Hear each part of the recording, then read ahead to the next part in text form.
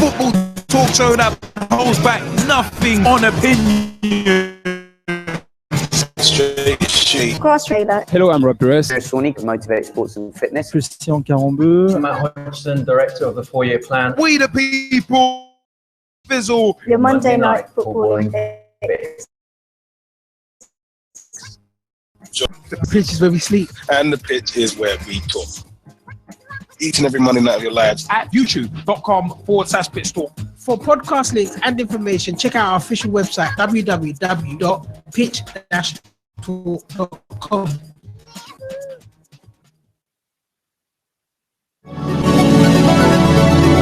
Hello, I'm Rob Perez. Grassroots coach Manisha Taylor. Christian Carambeu. Matt Hodgson, Director of the 4-Year Plan. Dave McGoplin. I'm Rob Lusher. Andy Copeland from the Glennet Southern Amateur League. Philip Wick. I'm CEO.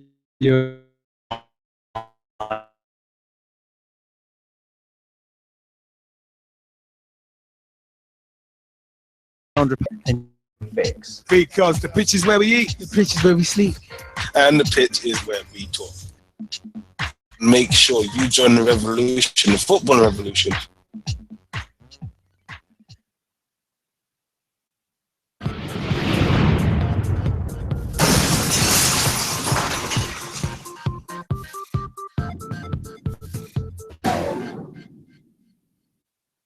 Hi, I'm John Sitton and I'm here with Gavin, Liam and Gerald on Pitch Talk. The football talk show that pulls no punches and holds back nothing opinions. Hello, I'm Rob Perez. My name is Christian Carambeu. I'm grassroots coach Manisha Taylor. Hi, I'm Matt Hodgson, Director of the 4-Year Plan, and you're listening to Pitch Talk, the only place to get your Monday night footballing fix. Make sure you join the revolution. The pitch is where we eat. The pitch is where we sleep. And the pitch is where we talk. I'm Andy Copeland from the Glennet Southern Amateur League. Philip Wick. I'm CEO of 14. Rob Lusher, former chairman of Ibis AFC. I'm Luis Enrique, co-founder and co-director of Motivate Sports and Fitness. And you're listening. You are listening. You're listening. And you're listening to Pitch Talk.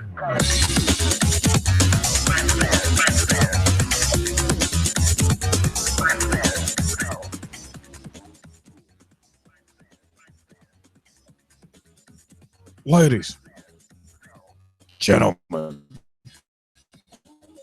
girls, children of all ages. I don't know why I'm putting on voices anymore. And I know someone is probably thinking right now, I don't know what the hell's going on here. Wait a minute. But I don't like it. Somebody's probably thinking that. But there's no need to think that. Because, ladies and gentlemen, boys and girls, children of all ages, Straight Shooting LJ, the G-Man, and Jazzy Fizzle proudly bring to you the football talk show that, of course, pulls no punches and, of course, holds back absolutely nothing, and I do mean nothing, on opinions. Because the pitch is where we eat, the pitch is where we sleep, and, of course, the pitch is where we talk. Oh, my. www.pitch-talk.com or pitch-talk.com is the official website where you can find out more information about everything Pitch Talk. You can find out about us co-hosts. Yours truly, Straight Shooting LJ, the G-Man, Jazzy Fizzle. You can find out a little more about us and meet the team in our special videos as well. Speaking of videos, youtube.com/Pitch Talk is where you can find all of the videos, including Pitch Talk at the Capital One Cup Final 2016, our Pitch Talk Meet series, and much, much more. And much, much more. It is one of them where you can find lots of stuff via. Also, facebook.com/Pitch Talk, facebook.com/Pitch Talk, facebook.com/Pitch Talk. Become a fan, become a friend, become a member of the group. Join the footballing revolution we're working so hard to create. Also, pitchtalk.blogspot.com or .co.uk will get you to the latest blogs, including the G-Man's one about the top 10 funniest names in football, and also some other blogs as well. Dave Meir, aka at Meir C, his Word of a Ref blog. He's also got one about Diego Costa's red card against Everton as well. So keep an eye out for that one. That one was released earlier today. So have a read of it. Also, it is one of them at Pitch Talk on Twitter. Tweet with us, follow us, see what we are up to. Also, the mobile number whilst we are live is 07535. Wait, hold on. I just completely had a mind blank right now. 07535 804 466 is the mobile number. That's 07535 804 466. Call us, text us, let us know your views. If you text in, leave your name at the end of the text so we can give you a shout out. Also, where else are we? Pitch Talk Live on Google Plus. Add us to your circles. Follow us. Be glad to have you and converse with you. Also, we are Pitch Talk 1 on Skype as well.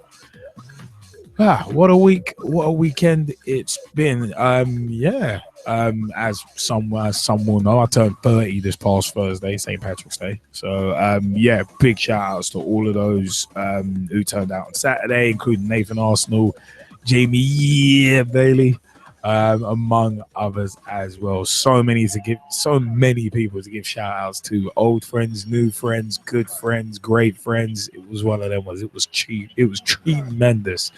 The past week has been tremendous. Absolutely loved every bit of it. Big shouts also to Big T, aka Thomas Hewitt, Ryan Sonley, Russ Vernon as well, who sent video messages wishing yours truly a happy birthday, and of course Jazzy Fizzle as well, and also Paul Newman, aka Indy, as well. It's great. It was quite a funny message from him too. So it was fantastic stuff. So big time shout outs as well.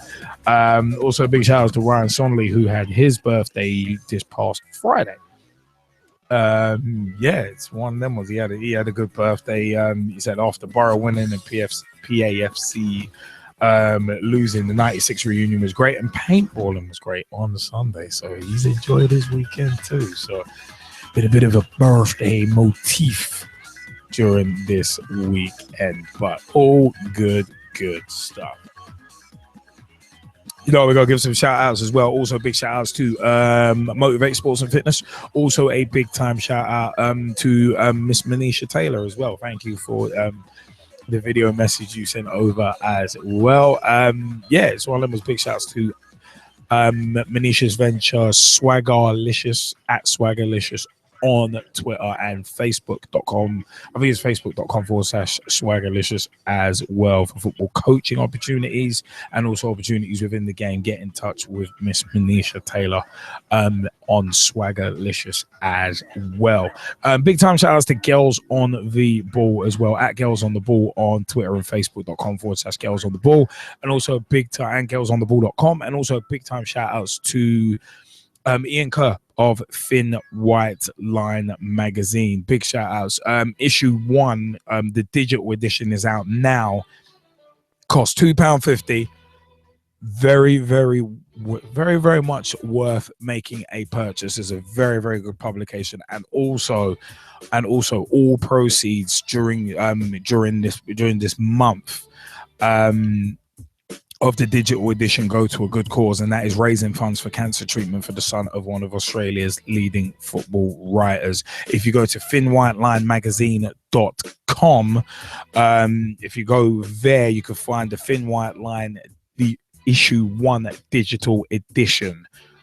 So I said, very well worth buying it, especially as all proceeds are actually of the digital edition this month are actually going to a very, very good cause. So well worth checking that out. Also a big shout out to Mia Latifah Taylor, who's listening via YouTube to your Monday Night Football and Fix. Glad to have your ears. Glad to have your ears. All the silent listeners, big shouts to all of you. One and all. Here's one of them ones. Oh. It is about that time where we start kicking stuff into high gear already, because it is time to go into the first segment of the show, which is quite a bit off.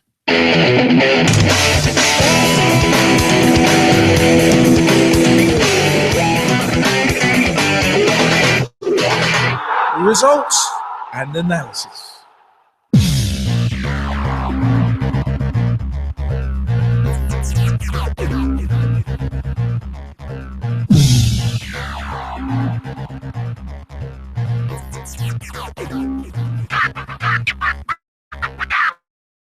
It's results.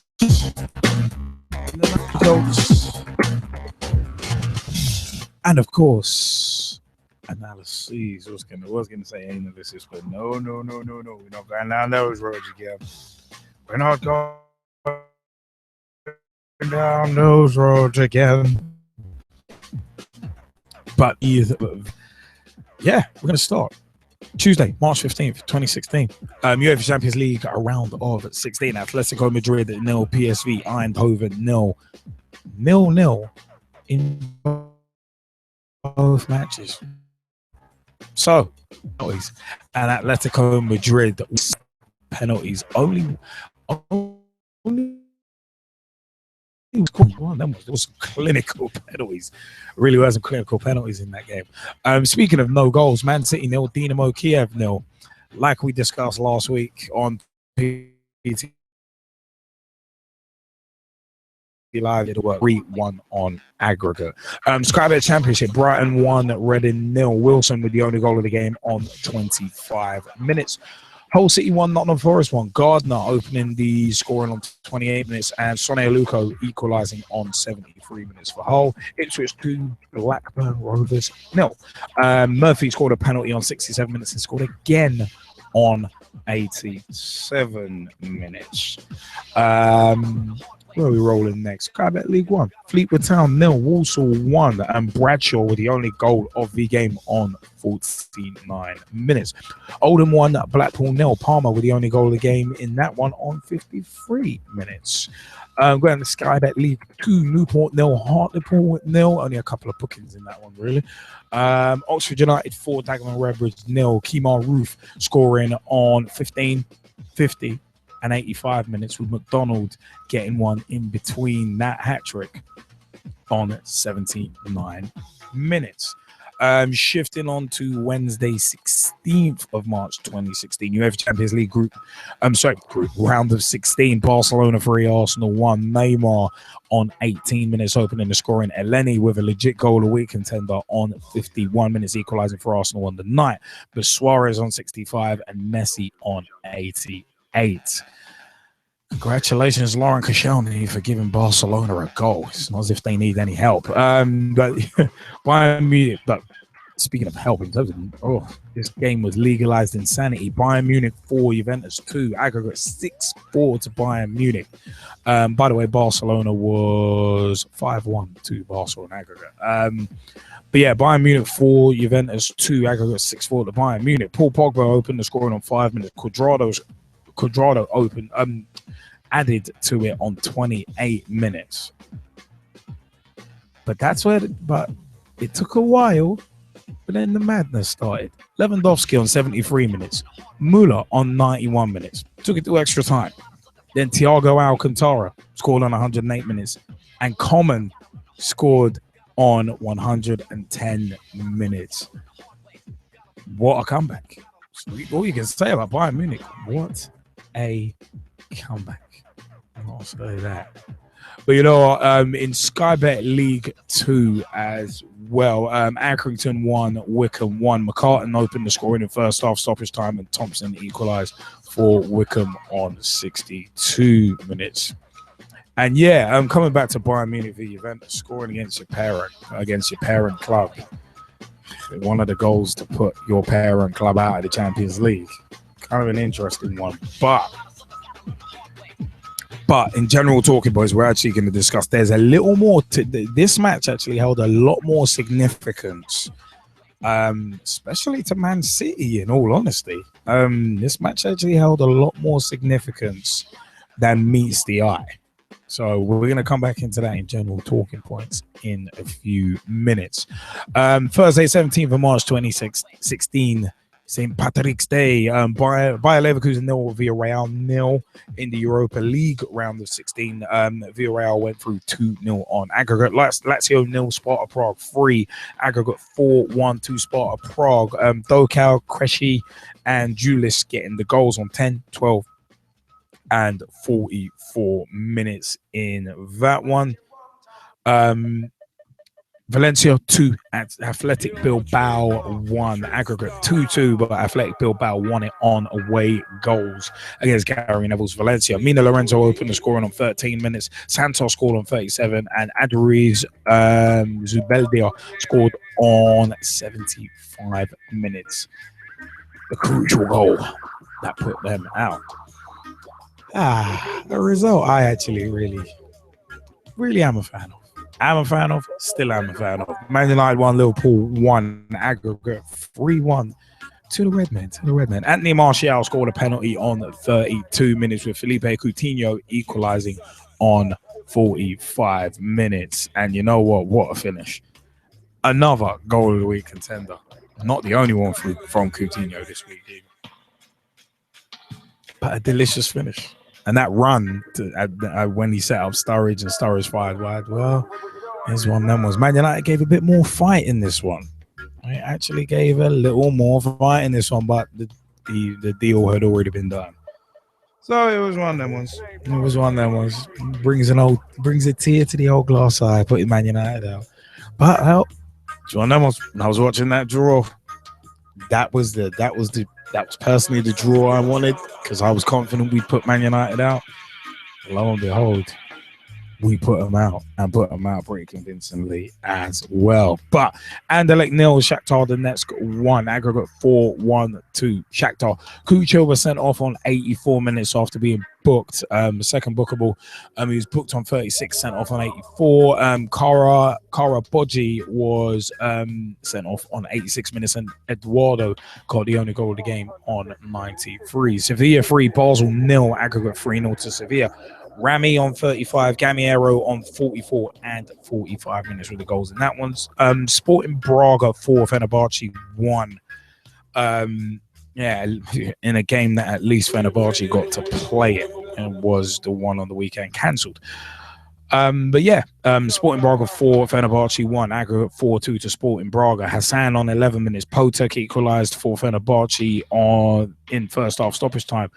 Topal was sent off for a second bookable on 66 minutes after being booked on 9 minutes. Josue scored a penalty on 69.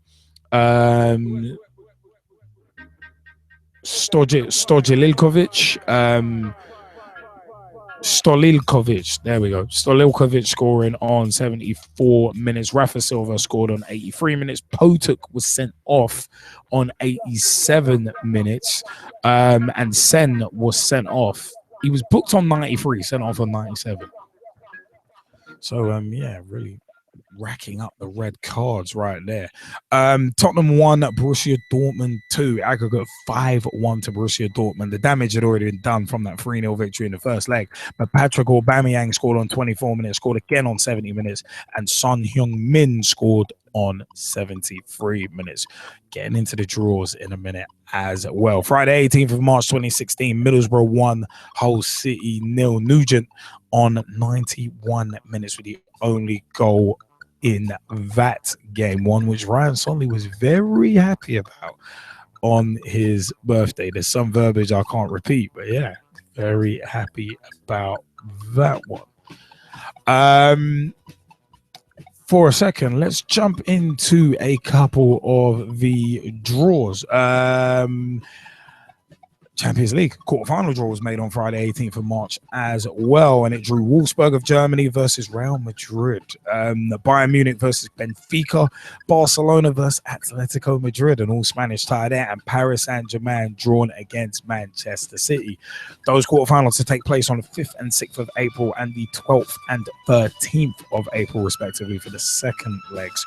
Europa League quarterfinal draw was also made on the same day as well, and Braga faced Shakhtar Donetsk, Villarreal faced Sparta Prague, Athletic Bilbao faced Sevilla, all Spanish side. Europa League quarterfinals as well, and Borussia Dortmund have drawn Liverpool. Could have been Tottenham, Liverpool, could have been, but it's one of them was Borussia Dortmund, Liverpool. Yes, I do have a smile on my face while saying that because that is going to be fun. The quarterfinals are going to be played on the 7th and 14th of April. So, it's one of them ones. Those are going to be very interesting. Paris Saint-Germain, Man City automatically stands out. No, well, it's one of them. Not to say that Barcelona and Atletico Madrid is not going to be interesting in itself. Those ties from where there's teams from the same country, usually very interesting. So it's one of them. Barca Atletico will be interesting, but Paris Saint-Germain against Man City, essentially two teams in the Champions League built on money. I mean, it's one of them was built on rich benefactors. So it's one of them was I was saying last week, there was the irony of Paris Saint-Germain knocking Chelsea out. They could do the same against Man City, especially Man City with a couple of injuries at the moment as well. So one of them is going to be a race against time for Joe Hart and Raheem Sterling to get fit as well. So one of them was, but yeah, the Europa League as well, man. It's one of them was an all Spanish tie there. I mean, Borussia Dortmund, Liverpool just sticks out. It really does, and it's like that's going to be tasty. Jurgen Klopp returning to the club where he made his name, and yeah, man, memories will still be fresh. So that's gonna be interesting. It's gonna be interesting. But want to throw out Skypers. Any of the Skypers want to jump in on the results we've mentioned so far, and also the Europa League and Champions League quarterfinal draws as well? Russ Vernon, have at it. Right. First and foremost, I'll jump in on the draws, Liam. I think Liverpool have got a pretty hard draw for me, and because Dortmund will know what sort of style Klopp plays his football. These are I think are going to go through from each time. I think Shakhtar go through against Braga. I think Villarreal will go through on away goals against Sparta Prague. I think Sevilla will go through, and I think Dortmund will go through on the basis where I've just said, Liam, that you boys will they'll know what sort of style Klopp likes to play. In the Champions League draw, I think Real Madrid will get through against will be Wolfsburg. I think Bayern Munich will edge through on away goals. I think Barcelona and Atletico will go all the way to penalties, Liam, and I think PSG will be too much for Manchester City in that draw. I think Man City already had the job done, and they just played for the 0-0 draw in midweek. I watched Liverpool game on Thursday, and I think Liverpool deserve to go through, get through it, had more chances for me. I think Man United, the creators, just kept wasting them. So I think Liverpool took their goal well. I think in the Champions League from Wednesday, I saw the Bayern Juventus game. That was a fantastic game. I think Bayern Munich deserved it overall, Liam, for me, against Juventus. On to Tuesday's Champions League games. I think I could tell Atletico Madrid were going to go through from what I saw on the highlight show, because I saw the Man City game, which I've touched upon there.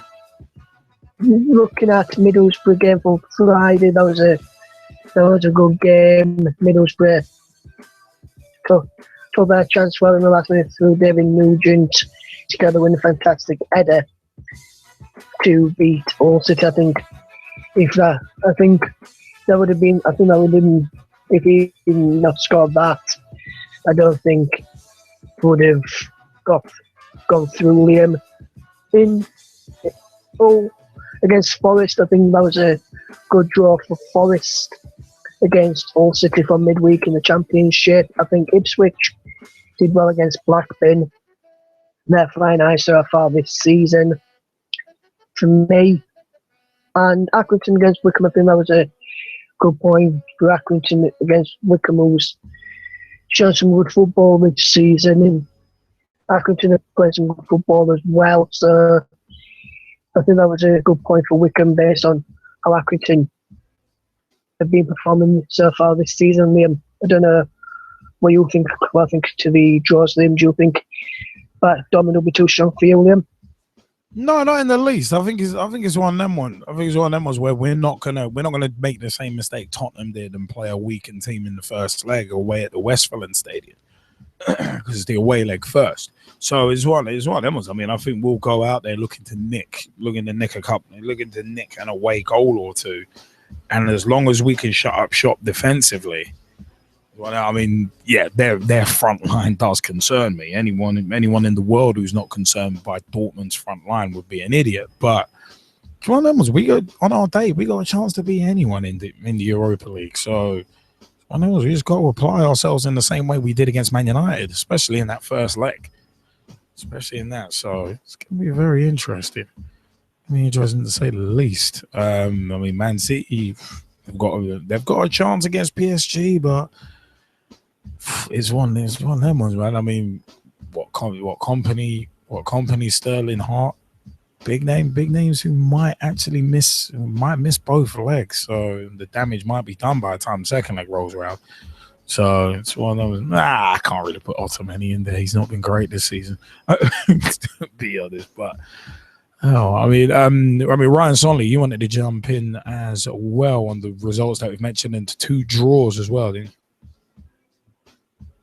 Mentioned just Middlesbrough game. I mean, this was a great game because obviously it was my birthday as well, and I was actually happy that Nugent on first. And Ryan, yeah, we could actually barely hear you, oddly enough. I was actually shouting, well done to Nugent for getting the goal and getting us the 3 points.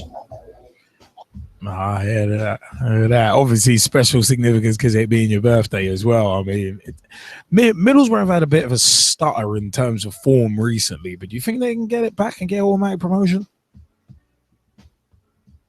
I do, actually. And why would that be? Because we've still got an easy run in.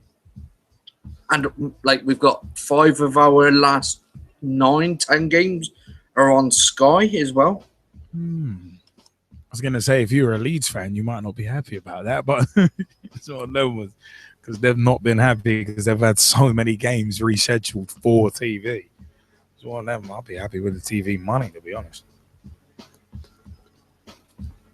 But it is a case of, I mean, yeah, Middlesbrough have had their wobble recently. But in terms of a run-in, nothing's ever easy in the Championship. That's the way I'm looking at it. Nothing's ever easy, as Aston Villa are going to find out next season. Because you might as well say they're down already. It's just about who's joining them. It's just about who's next. But it is one of them ones. A big shout out to Mike Harniman, who's going to be joining us in a minute.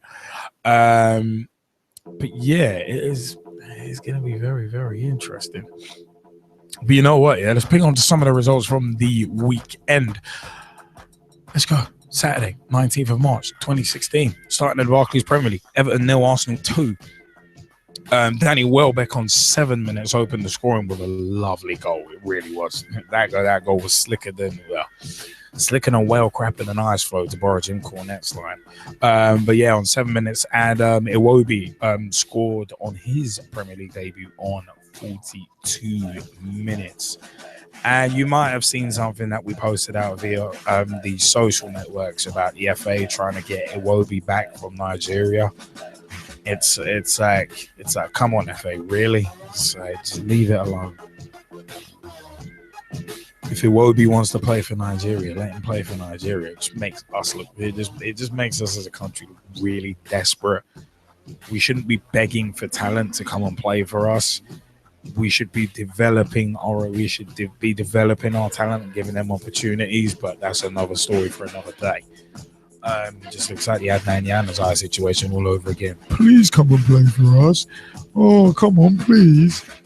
She's embarrassing. But yeah, good win for Arsenal, getting them back on track in terms of the title race. Some of the Arsenal naysayers, well, maybe having to eat some of their words at least. Chelsea 2, West Ham 2. Manzini opening the scoring on 17 minutes. What a finish. What a finish on 17 minutes. But Fabregas, speaking of what a finish in first half stoppage time with a brilliant free kick. Andy Carroll on 61 minutes put West Ham in front. Here's one of them was Branislav Ivanovic on the cover, just not fast enough. You can see Cahill gesturing, cover me. But Fabregas equalised with a penalty on 89 minutes. I think it was Ruben Loftus-Cheek who was brought down. And yeah, it was a penalty. Looked like it was just outside the box, but such a tight one to call. But yeah, speaking of tight, well, breathing space at least. Crystal Palace 0, Leicester 1. Riyad Mahrez, that man again on 34 minutes with the only goal of the game. Palace were unlucky not to get one back themselves. They hit the bar late on as well, but Leicester closing it out and closing in on the Premier League title. What a season. Watford 1, Stoke 2. John Walters on 18 minutes. Mato San Martin, Josuelo on 51 minutes getting the second goal, with Troy Deeney getting a consolation back on 86 minutes. But that's all it really was. John Walters is finished. That could have ended up high wide but ugly, but he did well to keep that one down. West Brom 0, Norwich 1. Speaking of surprises, Robbie Brady getting the only goal of the game. Fortuitous how the ball got to him, but doesn't really matter. He put it away with a plum, and Norwich held out for 40 minutes after that. Big point, very, very big point, especially with what happened in the time with Derby a day later. Swansea 1, Aston Villa 0. Fernandez with the only goal on 53 minutes. And you know what? It is one of them ones. Brad Guzan came flying out and completely made a hash of it. He really did make a hash of it. And it's like, it was cringeworthy.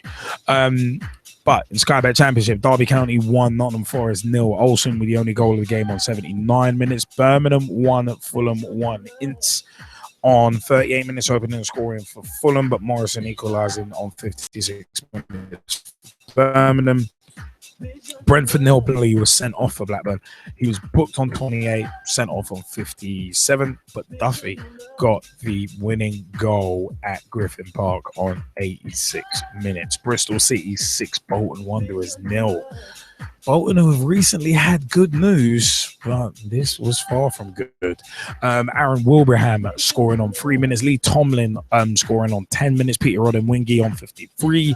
Wagstaff on 79. Khadija on 86. And Brian on 87 minutes. Burnley 1, Wolves 1. Sam Pope 68 minutes. Danny Batt equalising on 92 minutes. I know a result that Kieran Riley will be happy about. Big shout out to him. Ipswich Town 0, Rotherham United 1. Best with the only goal of the game on 44 minutes. Leeds 1, Huddersfield 4. Yes, that is Leeds 1, Huddersfield 4. Dallas on 22 minutes got Leeds' only goal, but Hudson on 41, Bunn on 69, Matt Moore on 73, and Naki Wells on 77, scoring Huddersfield's goals. MK Dons 1, Brighton 2. Hemed scored a penalty on 56 minutes, scored again on 62 minutes. Kay scored on 70 minutes. McFadzean was booked on 71, sent off on 71 as well. So it's one of them ones. I love that Russ is just put in the Skype chat. Hudson goal should have been disallowed for handball, but they did score 3 others, so ended up irrelevant. But it is one of them ones. It is what it is. Preston 1, QPR 1. Poulter scoring on 5 minutes and Doyle equalising on 92 minutes for Preston. Reading 1, Cardiff 1. Gareth McCleary scoring on 37 minutes and Immers equalising for 65 minutes for Cardiff. Sheffield Wednesday 3, Charlton 0. Leeds on 64 minutes. Forestieri on 70 minutes and Barr scored an own goal on 77 minutes. Rod Fanny was actually booked on 31 minutes and Barr was booked on 75 minutes. I'll just slip those ones in. especially Rod Fanny slipping that in. Anyway, leaving that aside. Couple right on strike one. Sky Bet League 1. Coventry 0, Swindon 0, Bury 2, Shrewsbury 2. Kai opened the scoring for Shrewsbury on 16 minutes. Suarez scored on 30 minutes. Kai again on 33. Clark on 65 minutes. Crew 1, Blackpool 2. Redshaw on 34 minutes scored. He got booked on 35 and then sent off on 39. That's what you call running through the gamut of emotions. Elation of scoring and, well, probably disbelief of getting sent off 5 minutes later. Haber was booked on 47 minutes, then scored on 83 minutes, and Aldred scored on 84 minutes to win it for Blackpool. All I'm saying is Aldred does sound like a Jamaican cereal. That's all I want to say. Someone out there's thinking, that's a disgrace. Doncaster 1, Peterborough 2. Coppinger on 5 minutes scored for Doncaster, but Williams on 44 and Almeida Santos scored on 93 to win it for Posh. Fleetwood 0, Barnsley 2. Davis on 47. Scowen on 84 minutes. That was a Davis own goal on 47 minutes. Millwall 1, Sheffield United 0. Taylor on 2 minutes with the only goal of the game. Oldham 2, Rochdale 3. Holloway on 29 minutes. Henderson equalised on 37 minutes. Henderson got sent off on 44 minutes. And Anthony Gerrard own goal on 49 minutes gave Rochdale the lead. Camps scored on 55 minutes. And Holloway got another one back for Oldham on 71 minutes. Port Vale 0, Burton 4. Lewis Akins on 34 minutes opening the scoring. A Grant own goal in first half stoppage time. Gave Burton a 2-goal lead. Duffy scored on 50 and Butcher on 60. Scunthorpe 1, Chesterfield 1. Paddy Madden scoring on 18 minutes and Jamal Campbell-Rice equalising on 60 minutes. Southend 1, Gillingham 1. Wordsworth scoring for Southend on 21 minutes and Norris equalising for Gillingham on 53 minutes. Walsall 2, Colchester 1. Gilby scoring in first half stoppage time. Bradshaw equalised on 89 minutes and Preston won it on 94 minutes. Wigan 1, Bradford 0. Vukic scoring the only goal of the game on 80 minutes. Sky Bet League 2, Newport 1, Bristol Rovers 4. Rodman on 2 minutes. Clark equalising on 15 minutes. And 55 minutes, Montano Castillo scoring and Taylor scoring on 61 and Harrison scoring on 85. Wimbledon 2, York 1. Penn opened the scoring on 38 minutes. Murphy equalised on 68 minutes. Reeves 1 90 minutes.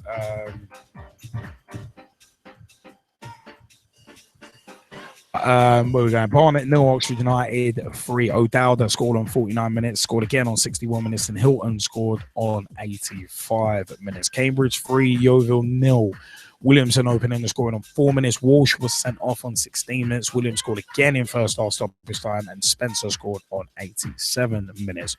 Carlisle 1, Wickham 1. Wood on 12 minutes for Wickham, and Wyke equalising on 26 minutes for Carlisle. Bean was sent off on 79 minutes. Crawley 0, Hartlepool 0, Dagenham Redbirds 0, Accrington 1. Key on 83 minutes with the only goal in that game for Accrington. Leyton Orient 1, Morecambe 0. Roach was sent off for Morecambe on 12 minutes, and then Edwards' own goal on 80 minutes actually settled that game. By the way, big shout out to Leyton Orient, actually. Leyton Orient, Kick It Out, and Waltham Forest Council. You might have seen us tweeting about this yesterday. Basically, those three entities are raising funds for a Laurie Cunningham statue to be erected in Leyton. So check that out. For more information, you can go to Kick It Out website or follow Kick It Out as well for more information about that. Continuing on in terms of results, Mansfield 1, Portsmouth 1. Green on 26 minutes. Tafazoli with an own goal on 43 minutes. And that's how it stayed, 1 each. Notts County 1, Exeter 4. This result ended up costing someone their job. We'll come into that in general talking points. Notts County 1, Exeter 4. Stockley on 8 minutes. Isaiah McLeod equalised on 35 minutes. But unfortunately, for Big T's side, aka Thomas Hewitt, 68 minutes. Taylor scored. Ribeiro scored on 71 and Watkins scored on 78 minutes. Plymouth 0, Luton 1. Marriott with the only goal of the game for Luton on 27 minutes. Stevenage 2, Northampton Town 3. Northampton have been blitzing it this season. They really have. Everyone's eyes are on Leicester. But Northampton, considering what they've had to contend with off the pitch this season, they've been smashing it on it. But Wilkinson opened the scoring on 11 minutes, scored again on 30 minutes, giving Stevenage a 2-0 lead. And that's how it stayed until 41 minutes because Collins scored. O'Toole scored on 41 and 51 minutes respectively.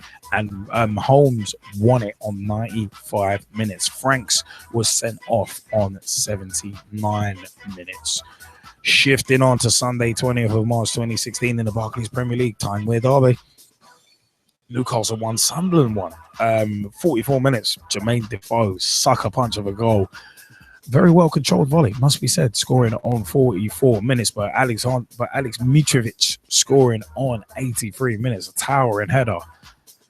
No more than Newcastle deserves, to be perfectly frank, from their second half performance. Both these teams showing fight, but it's one of them ones. They are a couple of they are literally both within touching distance of Norwich, and Newcastle have got Norwich next.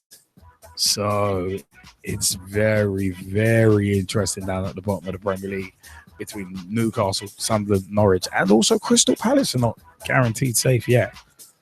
Here's one of them ones. But speaking of not safe, bloody hell, thought we were safe at half time. But Southampton 3, Liverpool 2 in somewhat of an epic capitulation when you look at the goals. But Felipe Coutinho scoring a goal of the week contender on 17 minutes. Daniel Sturridge, that little drop of the shoulder and shimmy was just delightful to open up the space for him to score on 22 minutes. And of course, we saw the trademark celebration as well. But Sadio Mane scored on 64 minutes. By the way, Dejan Lovren was booked on 25 minutes. There's a point within that I'm going to come back to.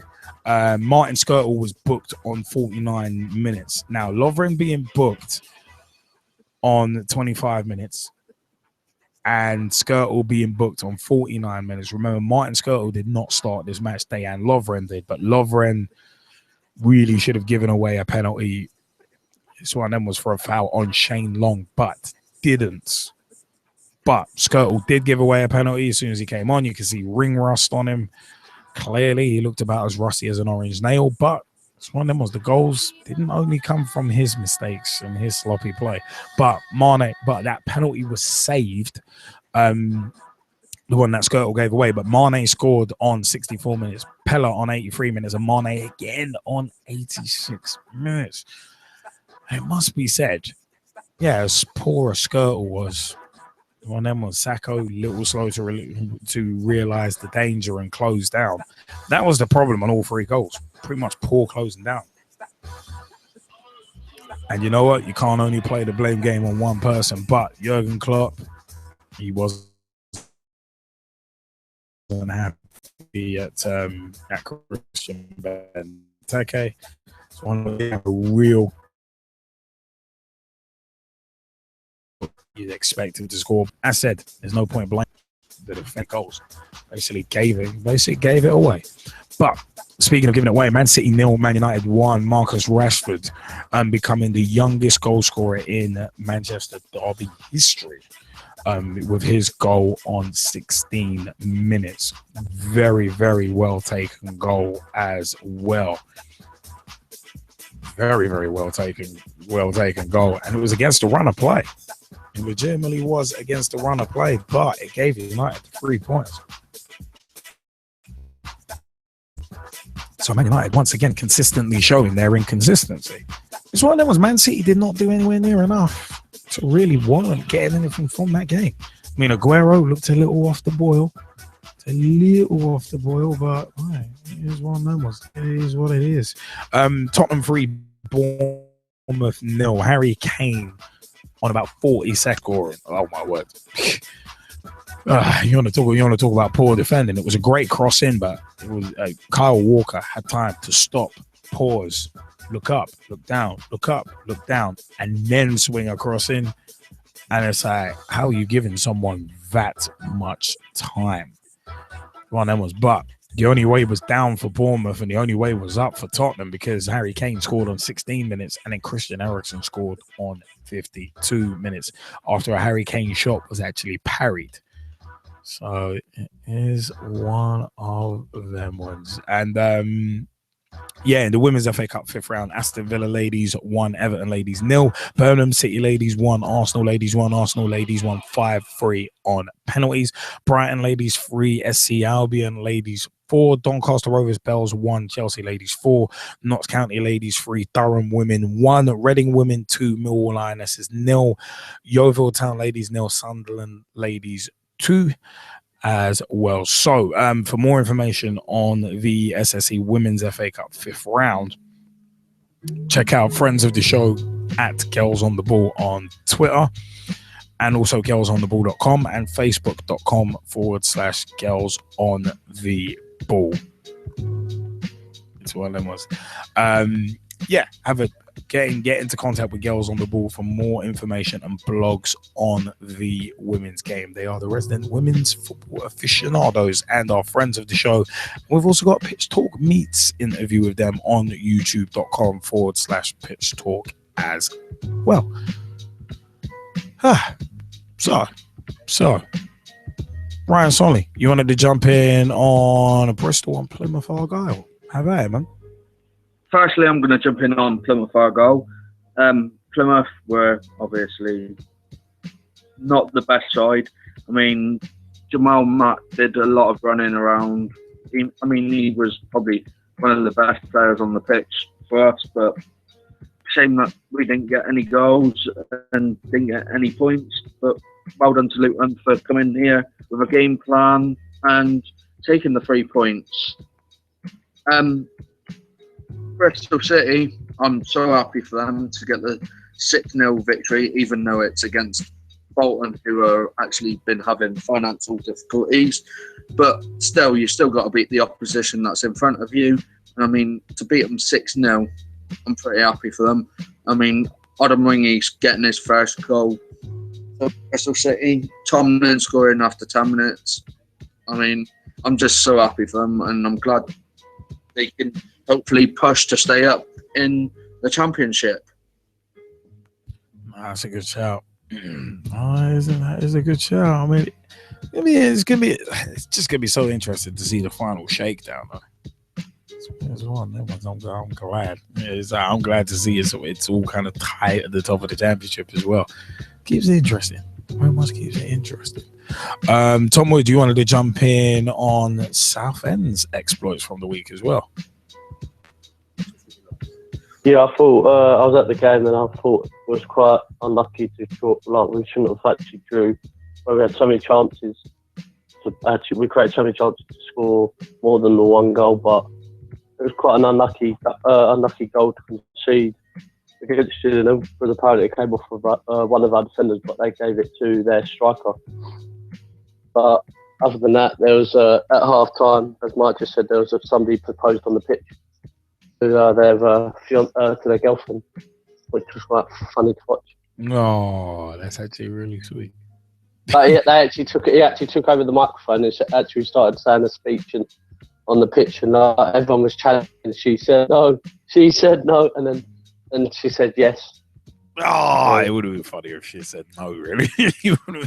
but even though about eight, I think it was around about 8 Gillingham fans got kicked out of the game as well. One of our stewards got their ear bitten off, which was quite bad.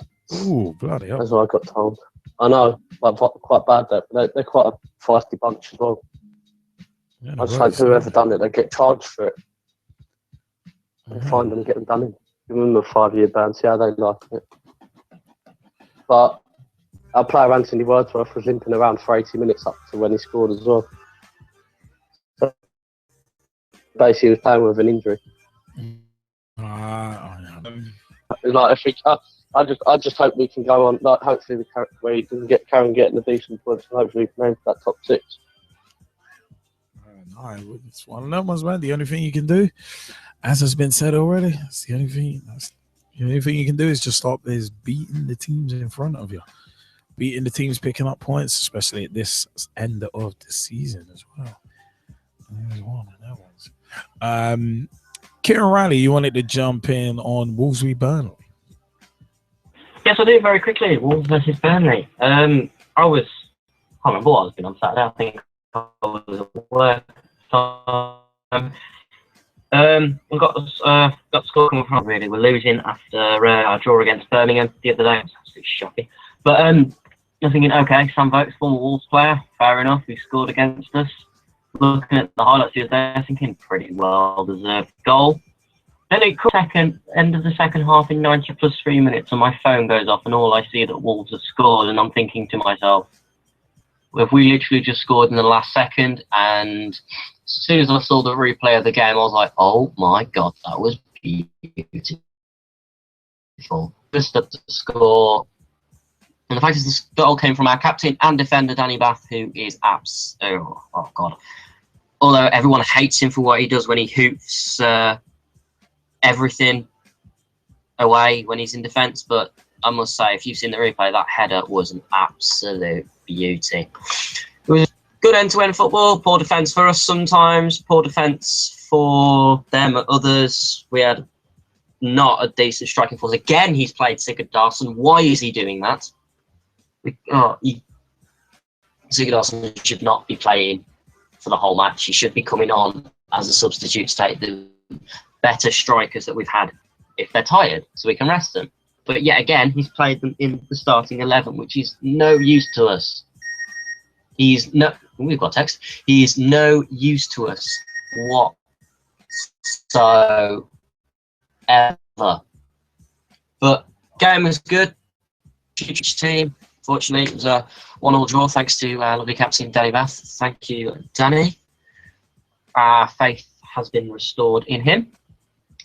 But there's nothing more I can really say. But decent game.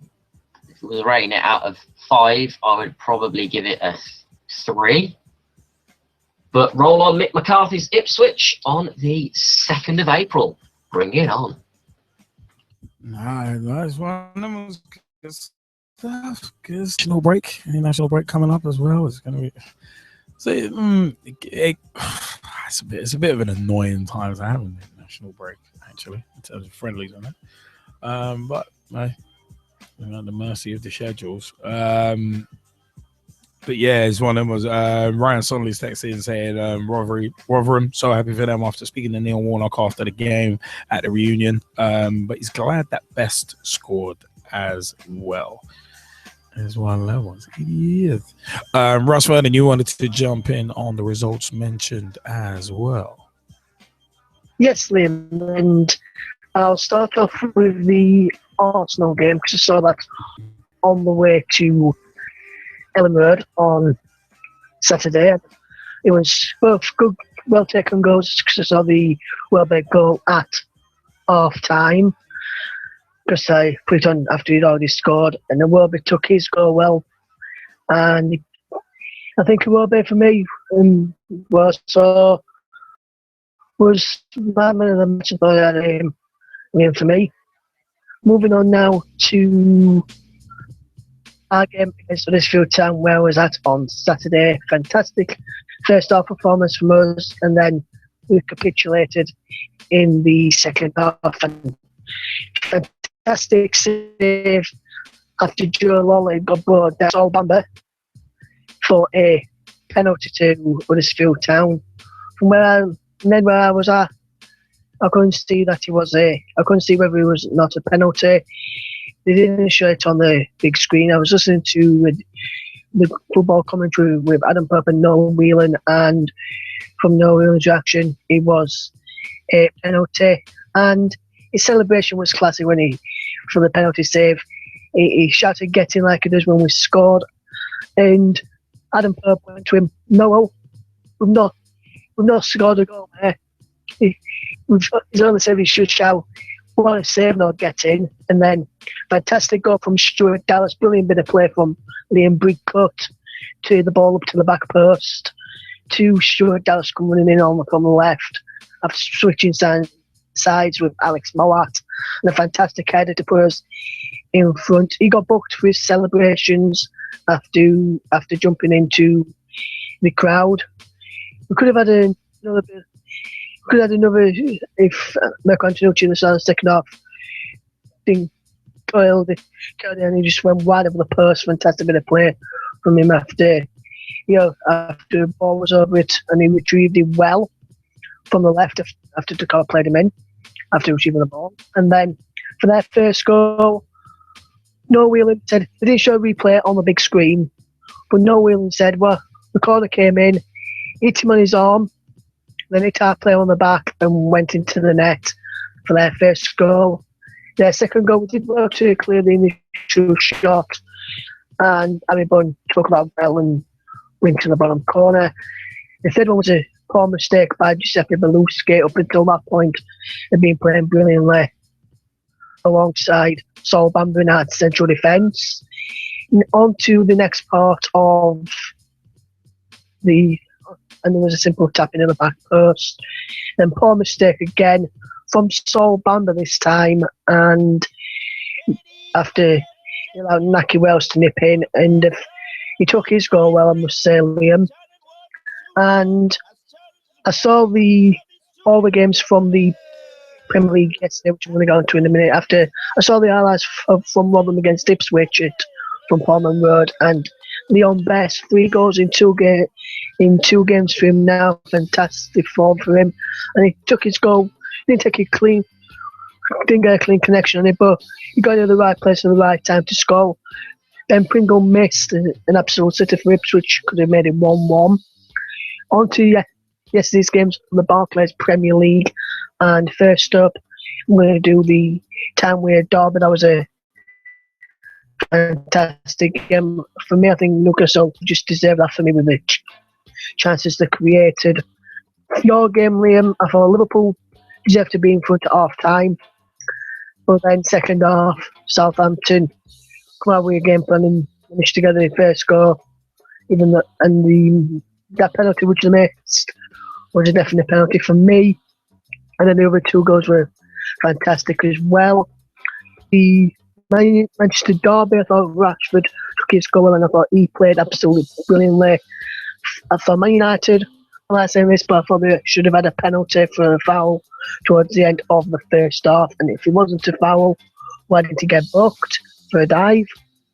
The Tottenham game, I thought Tottenham played absolutely fantastic. Harry Kane, fantastic once again, shows why he should be in the England squad. 43 seconds for his first goal, fantastic start.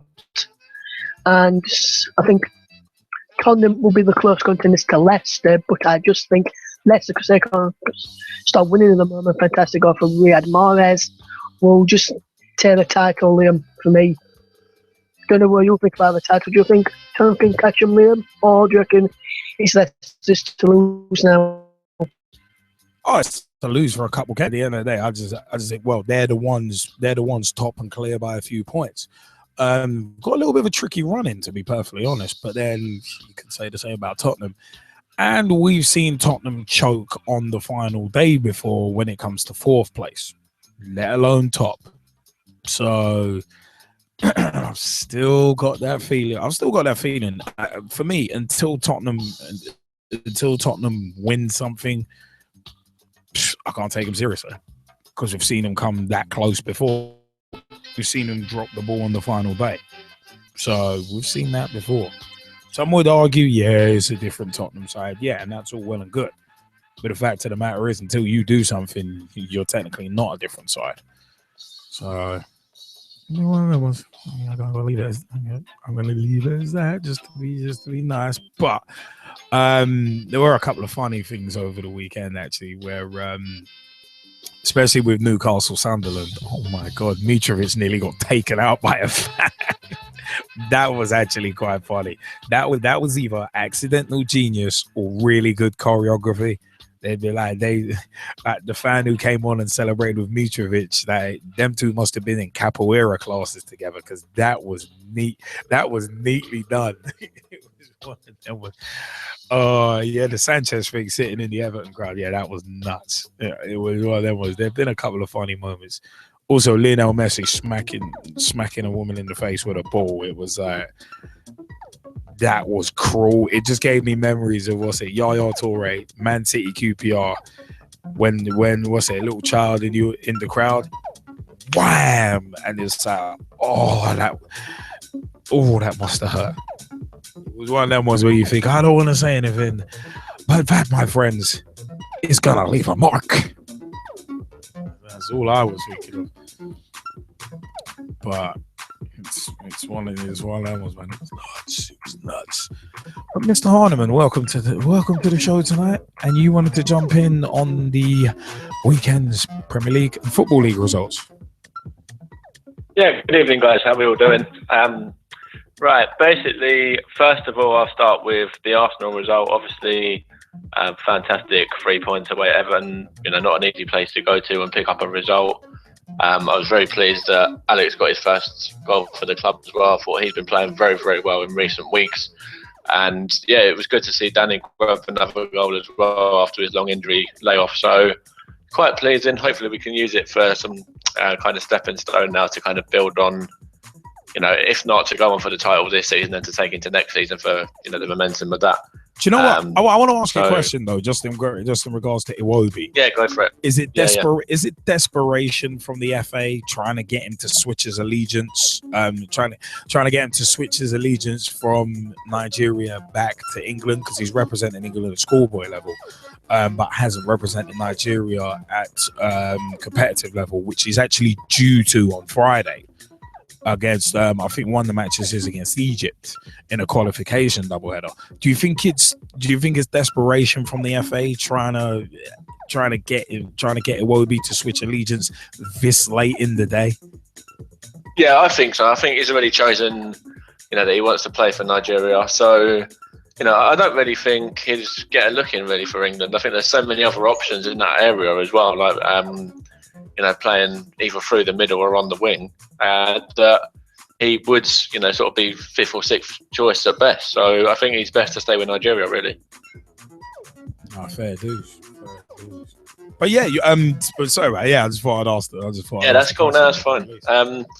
So yeah, I think at least take some momentum into next season, and I think we're going to be probably finishing third, second at best. I don't think we'll get the title now. I think we kind of left it a little bit late, even if we do have a few wins and get a few results and stuff. But yeah, I just think it's Leicester to lose, as Russ said, really. Tottenham, they are picking up results as well. It was, I actually had them to win 3-0 yesterday as a prediction as well. And that was quite handy that came in. But yeah, just looking at the momentum side of it, we need that for next year. And this season, I'm going to write it off now, to be honest. Obviously, we're at the Champions League, we're at the FA Cup. Long way to go in the league still. Obviously, there's 8 or 9 games and twists and turns will happen. But I just think, we've had our bad patch. I don't think we'll have too many more sort of bad games where we kind of drop points and stuff. But I think that with Leicester, the way that they're performing, they're scraping out 1-0 wins when they're not playing at their best. I just think it's theirs. I mean, what about Stevenage? I mean, that defeat, throwing yet another team this weekend, throwing away a 2-0 lead, and you lot, just like Liverpool, lost a game where you had a 2-0 lead. Barcelona obviously sacrificed a 2-0 lead, but they drew 2-2. What's your view on that Stevenage game? Yeah, when I was sort of just following it through on the score centre on Soccer Saturday while I was down at Tom's and that, it was quite shocking. I was having the scores come through on my phone, and obviously they had Gillette Soccer Saturday and that on in there as well, where we were watching it in one of the pubs in Southend in the town centre. So yeah, it was quite shocking to see we went 2-0 up. Wasn't expecting that one at all, and I had Northampton to actually beat us as well. So for that, I kind knew lose, but when you're 2-0 up, you can't be thrown away. And obviously we went down to 10 men as well, which didn't help. But it's just very disappointing. Last 5 or 6 weeks, we haven't won, and we've got Oxford again on Saturday as well, who last time around when they came to the Lamex beat us 5-1. So dreading that one as well. I hear that. I mean, well, the last few months, I can't wait. Part of me can't wait for the season to be over, but part of me actually doesn't want the season to be over, just because it's been that interesting. I'll say it has been that interesting, to say the very least. But yeah. Speaking of interesting, actually, we do still have a hell of a lot show to roll through. So here's one of them by Addison so far. Opinions. Remember, we are live here on YouTube and we podcast on iTunes, Mixcloud, Podomatic, Spreaker, and TuneIn Radio too. Russ Vernon also wanted to say hopefully he'll be getting him and his dad's tickets for Rotherham away on Wednesday. Leeds play them after the international break. So we'll get interesting. We'll get very interesting. You know what? Speaking of interesting, it's time to go in too.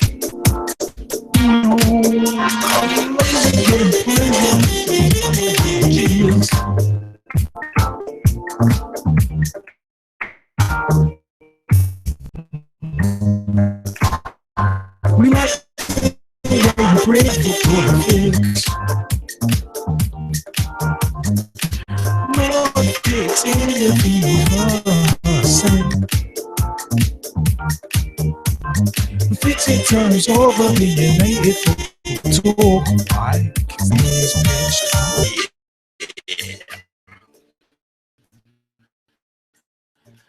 Yeah, just going to do a few jab points. Barcelona's Luis should only keep a month. You don't get my blood pressure up too early and too quickly. From Tuesday, 15th of March 2016, the Barcelona manager Luis Enrique has expressed his admiration for Arsene Wenger's 20-year managerial career at Arsenal, insisting that would be impossible in Spain and admitting that he would be in favour of coaches getting only 6-month contracts at their club. Pressure is building on Wenger from some supporters to finally prospect of a trophyless season, but his longevity provokes fascination in Spain. Asked about his opposite number, Luis Enrique said, "Madre mia, it's impossible. No one has ever done it here. What he has done at the club is admirable. To be at the same club for so long shows his quality as a manager and also his desire in the job. I cannot talk about his current situation, but if he has been there for that long, it says something about his capability. The thing is, there are ever more coaches around than only the same number of clubs. There's so much competition. Luis Enrique clubs necessarily follow suit and keep managers for years. But in fact, he suggested quite the opposite in his case, at least. His response was an interesting one, given the cost simplicity. Asked what his ideal contract length would be, Luis Enrique said, "I have quite a drastic view of this.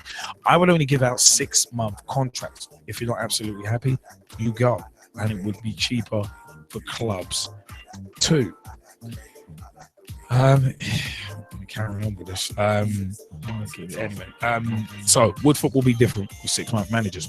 Imagine a world in which Sir Alex Ferguson never became an Old Trafford legend, or one where Arsene Wenger was released by Arsenal before people stopped asking, Arsene who?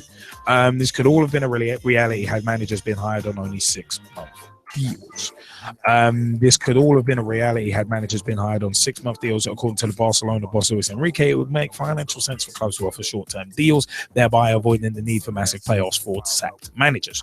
So if we were to judge managers purely after a 6-month stint, would football really look that difficult? It famously took Ferguson a while to get going at Man United. Surely he wouldn't have got a new deal with a win percentage of only 42.9% after his first 6 months. But by the time his trophy-laden dynasty was at an end, his winning record had risen to 60.4%. Likewise with Wenger, his current win stats after 20 seasons at Arsenal is 57.7. But roll back to the Frenchman's first 6 months in charge, and it was only a 45.5% win percentage. So it might have been a very different Arsenal by now. Former Tottenham midfielder Tim Sherwood found himself in the hot seat after AVB was given the boot. He was handed an 18-month contract in December 2013, but was eventually sacked in May 2014. The club finished 6th and qualified for the Europa League, and Sherwood had managed a top-flight win percentage of 59%, which was actually the best of any Tottenham boss in Premier League history. But it is one of them ones when you look at Chelsea's recent record as well. It is a case of you might have actually seen a third and fourth stint for Jose Mourinho, but 15 trophies while changing the man in charge 10 times suggests they might be onto something. Roman Abramovich's current short-term Mr. Fix-It Goose Hitting has an impressive 6-month win percentage of 66.7%, covering 2 stints at Chelsea, and an FA Cup in the bag in his first spell. It's a wonder he hasn't been given longer deals. I've talked to a number of people about that. But perhaps Chelsea are always trying to recreate those heady first 6 months of Mourinho when his win percentage was 78.3% at the start of his first Stamford Bridge spell. It blitzes anyone else on the list, but by the time his second spell ended in acrimony, his total win percentage was down to 52.2%. Roberto Di Matteo won 61.1% of his league games in his first 6 months. And it was the FA Cup and Champions League double that makes him one of the most successful managers in the club's history, just based on trophies alone, to be perfectly honest. But it is one of them ones where Rafael Benitez, called an interim by his own club and lukewarm supporters, he brought Europa League silverware in this short spell at the club, but I'd only enjoyed a win percentage of 57.7 by the end of his turbulent tenure. Now, Enrique's comments would appear to be only a slight exaggeration on the Madrid. Benitez with a 61.1% win percentage isn't enough if you get spanked 4-0 by your arch rivals in your first few months. The expectations are actually notoriously high, and they've parted the company with 8 coaches in 10 years, so that kind of does speak for itself. But it is one of them ones where you never know. Benitez might enjoy more success at Newcastle, but he does have a relegation break clause, which we discussed last week. But yeah, it is a funny one actually, because Sunderland manager Sam Allardyce, he's regarded as the man to parachute and into a crisis club and get a quick response. The stats show that actually only at West Ham, to be honest. When they were in the Championship, when his win percentage was higher than 50% in the first 6 months. So football could be different in terms of 6-month contracts, but Mark Cooper, Notts County manager, gets a points target. So in a way, this is kind of other side of the coin, but it is a case of Mark Cooper's short-term deal as manager of League 2 Notts County will become permanent if he hits a points total agreed with the club's owner. The former Swindon boss, who succeeds Jamie Fullerton, has initially been appointed until the end of the season and takes over with the team 19th. Should he get things moving in the right direction, his deal will become permanent, said owner Ray True. County are on 40 points, 13 above the relegation zone with 10 games left. Jamie Fullerton was sacked after winning 3 of 12 games in 70 days as boss. Cooper, who's 47, has been out of work since leaving League One side Swindon in October, just 5 months after they lost the playoff final at Wembley. True has appointed Cooper despite agreeing to sell the Magpies to an American company less than 48 hours earlier. It's a little bit of an odd kind of sidebar. But anyway, what we need now as a club is stability as we look to resolve the change in ownership, and that is why I've turned to Mark to bring his experience and knowledge to the club to help turn things around on the pitch, True told the club website. To be fair to Mark and to reward him, I've agreed a points total with him which will remain confidential, at which point his deal will become permanent. Cooper's first game in charge will be away to promotion chase in Portsmouth, which we mentioned, and a home game against Wycombe Wanderers following 3 days later when the new boss has the chance to win the 7-game winless run at Meadow Lane, dating back to December 12th. It's very interesting that Ray True actually talked about stability. What you need as a club is stability, because our next point actually does directly connect into that. At that point, England's 4th place secure for 2017-2018 following Juventus elimination. Juventus elimination from the Champions League on Wednesday night has ensured that the Premier League will retain its 4th qualification spot for the competition through to the 2017-18 season. Juventus elimination, as we mentioned earlier, had a little more significance, but there will be no Italian representative in the last 8 of the Champions League, and Lazio are the only Italian team in the Europa League, as it stood at that point. England obviously had Man City in the quarterfinals of the Champions League, we've got Man City in the quarterfinals of the Champions League and Liverpool in the Europa League quarterfinals. But England are 3rd in the European rankings behind Spain and Germany, but dropping to 4th. The 4th place would mean one of the 4 Champions League qualifying places is lost. Italy have fallen a further 0.875 points behind England in this season's stakes, but they will close the gap significantly at the end of the season as performance scores from 2011-2012 season are no longer taken into consideration. Coefficient scores are calculated through the performance of clubs from each respective nation in European competition over the 5 most recent seasons. Italy will soon close the gap by 3.893 points on England, meaning English club underperformance in next season's competitions could again put the top 4 in jeopardy. Now, the reason why we've mentioned all of that as a bundle together is just purely on the basis that the 6-month contracts. I'm going to throw this out to the Skypers before coming back with my thoughts on this. But coaches only getting 6-month contracts. How different would football be with managers having only 6-month contracts? Mark Cooper of Notts County getting a points target, is that the better way to go than saying, right, you're here for 6 months and that's it? Is that the better way to go? And 6-month contracts for managers, how would this affect England? Those are the questions I would ask. If any of the Skypers want to jump in, let us know. But those would be the important questions that in my view actually should be thought about. So it is one of them ones. But the main question is, can 6-month managerial contracts work in football, or are target-based ones better? Such as points targets at the end of a season. Which one's better? Any of the Skypers want to jump in on that?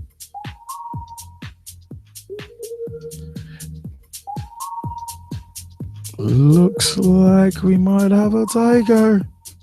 All right, Russ Vernon, have at it.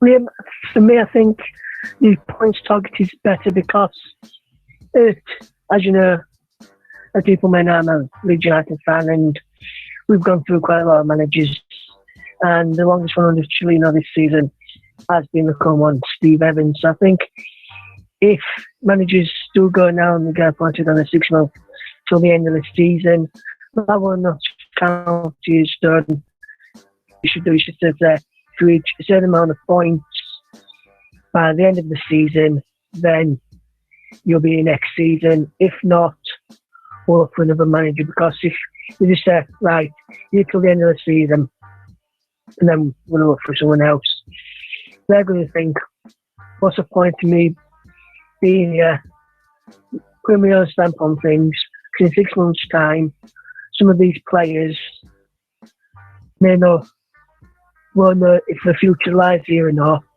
Whereas if I hit the points target, I can then say towards the end of it looks like one of the points target which have been set towards the last 2 or 3 games. Going into the last 2 or 3 games, you can actually say, look, it looks like I'm going to be in next season, but sorry guys, you're not going to be part of the plans to go forward.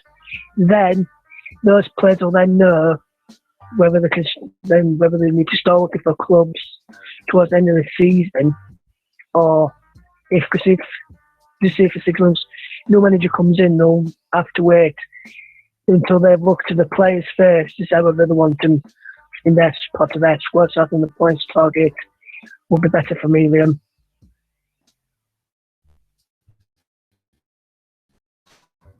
You know what?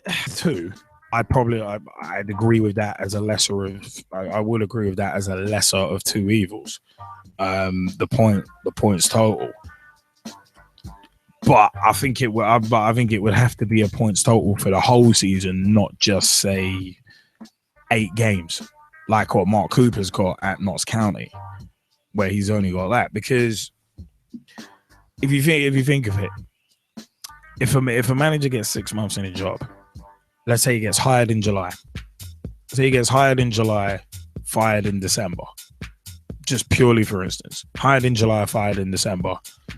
Then you've now got a job on trying to find someone else to replace a manager in December throughout the January window, and it might take so long that you might miss the January window. So then whoever comes in next for the next 6 month cycle is kind of hamstrung, because he'll have exactly the same squad as the previous manager couldn't do anything with. So there's one thing that messes that up. Number two, it's a case of short-termism is rife in football already. And if you start imposing 6 month contracts and only give a manager 6 months, that is only ever going to get worse. That short-termism is only going to get worse. I mean, hell, we've seen managers sacked, and obviously, Russ, you mentioned as a Leeds fan, we've seen managers sacked after 6 games, let alone 6 months. So it's one of them ones. There's that issue. Where even with a 6 month contract, if some places, if things ain't going right after a month or 2, your manager's gone already. So it's not going to stop managers getting sacked. If anything, the revolving door is just going to get faster. Another thing as well, young players, and with Chelsea being the example of this. I think his last 2 years straight, they've won the under-21s league, and it's like, okay, that's all well and good, but if you keep changing managers every 6 months, every manager who goes in there, and at any club really, any manager who goes in on a 6 month contract, number one, is usually doing a salvage job. So all he's looking for is instant success. And even if he isn't doing a salvage job, if you're in for 6 months, you've got to have instant success or you're out. So that gives no opportunity to start putting down long-term foundations. So young players are not really going to get a look in, because they're not going to get the time to have a run in the first team, because instant success is what is being predicated over everything. So that's another problem with 6 month contracts. And also that what happens if you do well in the first 6 months? What is it, just another 6 months? And you just keep on. So really and truly, you'll never build in anything long term because you're not giving anything longer than a 6-month contract. It beggars belief that someone like Luis Enrique would come out and say that. But I think he's pretty much only saying that because, well, firstly, he's had more than 6 months at Barcelona, and also he knows he's not at risk. He's not as at risk as, say, a Rafa Benitez, who he's come in for 9 games and has got a relegation break clause in his contract. So it's like, you're going to end up encouraging short-termism even more than it already is encouraged in the game. So it legitimately does beg a belief that a manager would actually be in favor of 6-month contracts. Because even though financially it might make sense for the club, that's only short term. Because if you're hiring a manager every 6 months, you got to pay to get them in anyway. You got to pay them a fee for the 6 months. It might cost you less for the short term, but then looking long term, if you're changing manager every 6 months, it's only going to have the long term impact that you're going to have no stability in that club, because managers are literally just going to come in for a payday and bugger off. Goose Hiddink, I've said to many people, you can see he's not stupid enough. Even though he's Abramovich's friend, he's not stupid enough to take that job long term. And it's a lot easier to come into a club and do a salvage job than there is to build on something when there's the expectation. We're like Hiddink coming in, both times he's done a salvage job, and there's not been the expectation of, right, you need to win this, you need to win that. There's not been that. The goalposts will be shifted quite a lot, and the mood will be completely different once you've got expectation there. As Kenny Dalglish found out at Liverpool, among others. But it's one of them ones. But I also think as well, in terms of long term, and this thing about 4th place and the coefficient. All right, Juve getting eliminated in the Champions League by Bayern Munich. For me, that paper's over cracks. And it's one of the kind of major problems with English teams underachieving in Europe. It is one of them ones where, again, clubs are not looking long term. Clubs are not looking at, let's build this, let's keep us on a nice even keel. You look at Arsenal's consistency of being in the Champions League. It is one of them ones where, say, you look at Arsenal's consistency in terms of qualifying for the Champions League every season. That is one of them ones where that's a smart move, because you're making sure you're in. All right, you're getting to the quarterfinals and getting knocked out every season, but at least you're there and you're being that consistent, rather than certain other teams who are in and out, then in and out, or in once every 10, 15 years. Or teams going out in the group stage. Like when Chelsea won it and got rewarded for failure when they got dropped into Europa League. Same with us. Same thing happened to us last season. So it's one of them ones. I think there's a lot of papering over cracks in terms of England's 4th place being secure for another couple of seasons. It's very much papering over cracks because it's one of them ones. It's gonna be like, yeah, we're all right for another couple of seasons. Yeah, we're good. So teams aren't gonna be looking at, we need to be worried about this, worried about that. We need to start doing better in Europe. We need to start playing full strength squads in the Europa League so we get further. I can understand Tottenham focusing on the league, but at the same time, against a team like Dortmund, you need a full strength squad to get anything from them. So it's just one of them ones. But also with the 6-month contract thing. Players in that team, if you know of it, it's like the whole Manchester City thing. I mean, Manchester City have been erratic before it was announced that Pep Guardiola was going to replace Manuel Pellegrini.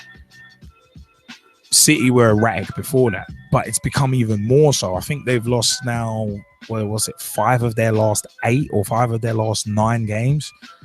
So in the league, that is. So it's one of them ones. Their form has been utterly erratic on a general basis. But I think even more so since Guardiola was mentioned that he was going to be in next, that he was the next incumbent to that job. But the thing is, though, if you know a manager is leaving, especially after 6 months or in 9 games time, are you really going to try as hard?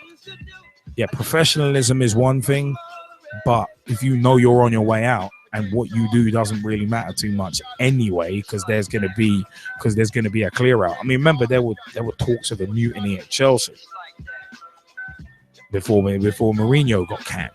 So it's kind of like the same thing in theory could happen if you know that a manager's only going to be there 6 months. Is one of them was you could have player power. If anything, it kind of gives a little more power to players, because if a player doesn't like a manager, they know that he ain't going to be there for more than 6 months. It could be sabotage going on. So for me, these 6-month contracts, sorry, Luis Enrique, but but with all due respect, you're an idiot. I don't know why you'd come out with that, but as a manager yourself, but the fact of the matter is, it's just stupid. So I would only give out 6-month contracts. If you're not absolutely happy, you go, and it would be cheaper for clubs too. It's not what it's about. It's not what it does. Not that. Is that for me? It's the direct antithesis of what football should be about.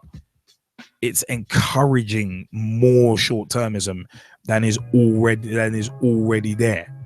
There's enough short-termism in the game without stupid ideas like this, and ideas like and short-termist ideas to get the England team playing better.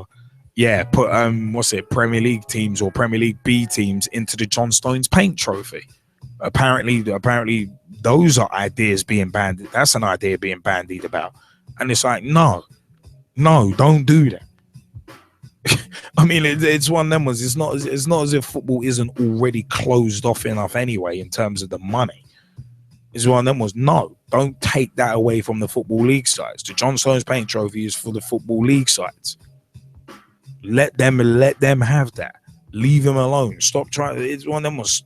The Premier League is not the be-all, end-all of football. The top level is not the be-all, end-all of football. And things like 6-month contracts is all this crap is going to do is just encourage more short-termism, more Massimo Cellino style, or Roman Abramovich style chairmanship, for lack of a better term. It was something else I was going to say there. It's just going to encourage that. It's just stupid. It really is. I'm not in agreement with that at all. And I said, yeah, it's one of them was Juve getting eliminated and the 4th place being secured. Well, it's one of them was the pure and simple fact is English clubs need to up their game in Europe, because next season that gap gets closed, and we'll be having this discussion again. So I mean, English underperformers next season in the European competitions will again put the top 4 in jeopardy. That might go back down to 3 places again. So it's one of them ones, man. It's one of them ones. Need to build for the long term, not just focus on the short term. I really don't. I mean, it's one of them was Mr. Harniman. You've been quite vocal in the Skype chat. Do you wanna what you've been putting in Skype? Please articulate that for all the people.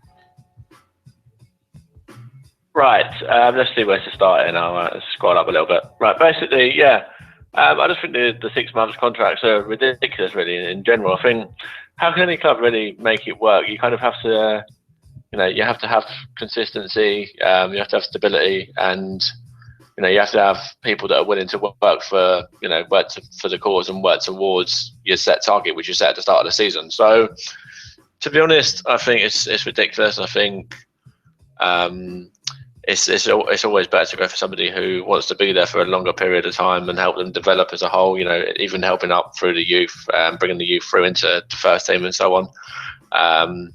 And yeah, like I was saying, if the players aren't really playing for the manager, then that's got to be the final straw, really. No, you know, basically, I just have to agree with what you were saying. Like the senior players, if the senior players feel like they've got too much power, that could cause a lot of uproar as well. And you know, captains and sort of senior members of the squads will basically be thinking, you know, along the lines of, well, the manager's not going to be here for very long anyway, so we'll be here before the manager, and then we'll sort of carry on, you know, once the manager's left and once they chop and change and so on and appoint somebody else. And if not, if the club go a different way about it, then they'll probably be looking at the stability factor anyway. And you know, if the club's being run in that kind of manner, then players themselves will not want to go and play for clubs like that or stay at clubs like that, because they'll just take it as a joke. Really, they won't take any serious, you know, they won't take the club seriously at all. And you know, basically, like I said there, the last point as well, if the owners and sort of the board and so on are not that focused on moving forward themselves, then why would the players want to do the same? I mean, do you think just thinking of a question there, AJ, do you think if managers were given 6-month contracts, the same thing would have to be done with players as well? And also, if it is, and also if it is to be done with players, would it drive transfer fees down or up? Oh, that's a very tricky question. Very tricky indeed. I think to have players on 6-month contracts is crazy. It's crazy to even be talking about this, really. But if it did get to the point where managers were only sort of on short-term contracts, then players will have to be on short-term contracts, really, because to keep any kind of togetherness in the camp and stuff, they have to be, you know, all kept together for at least 6 months. But then that's only half a season, so it'd be so much chopping and changing. We've seen it down at Stevenage so many times over the space of 3 years. Like, Wesley's come back in 3 different spells, and he's had virtually 3 different squads to play with. It gets ridiculous the amount of different players that are there. I think from the first era, there's only 4 left. I mean, I think it's one of them ones where I think it kind of potentially creates a circus. I mean, I would say if 6-month manager contracts were brought in, that would be a joke. That would be a joke in itself. But if players were put on them as well, the amount of turnover between players and managers would get stupid, even more stupid than it is.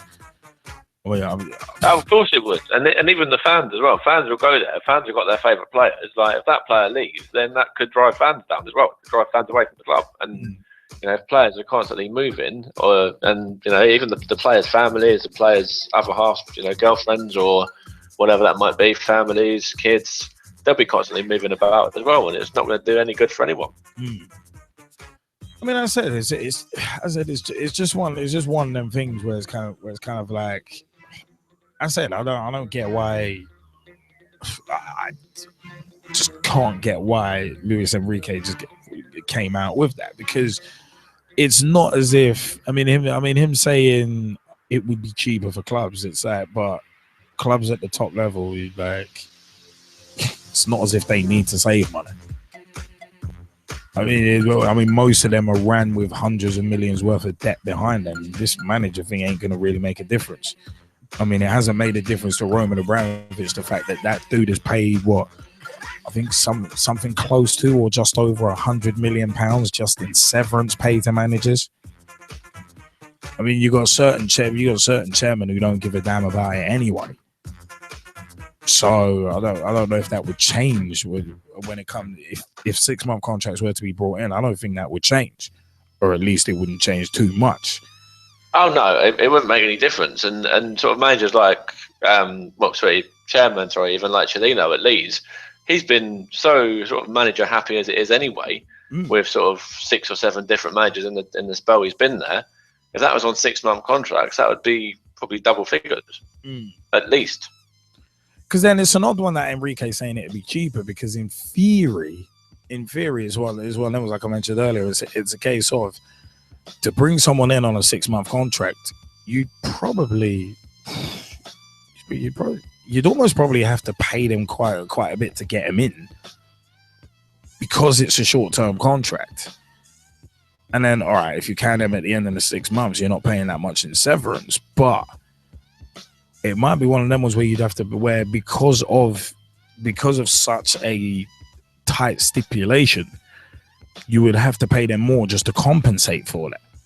So it might not actually end up cheaper anyway.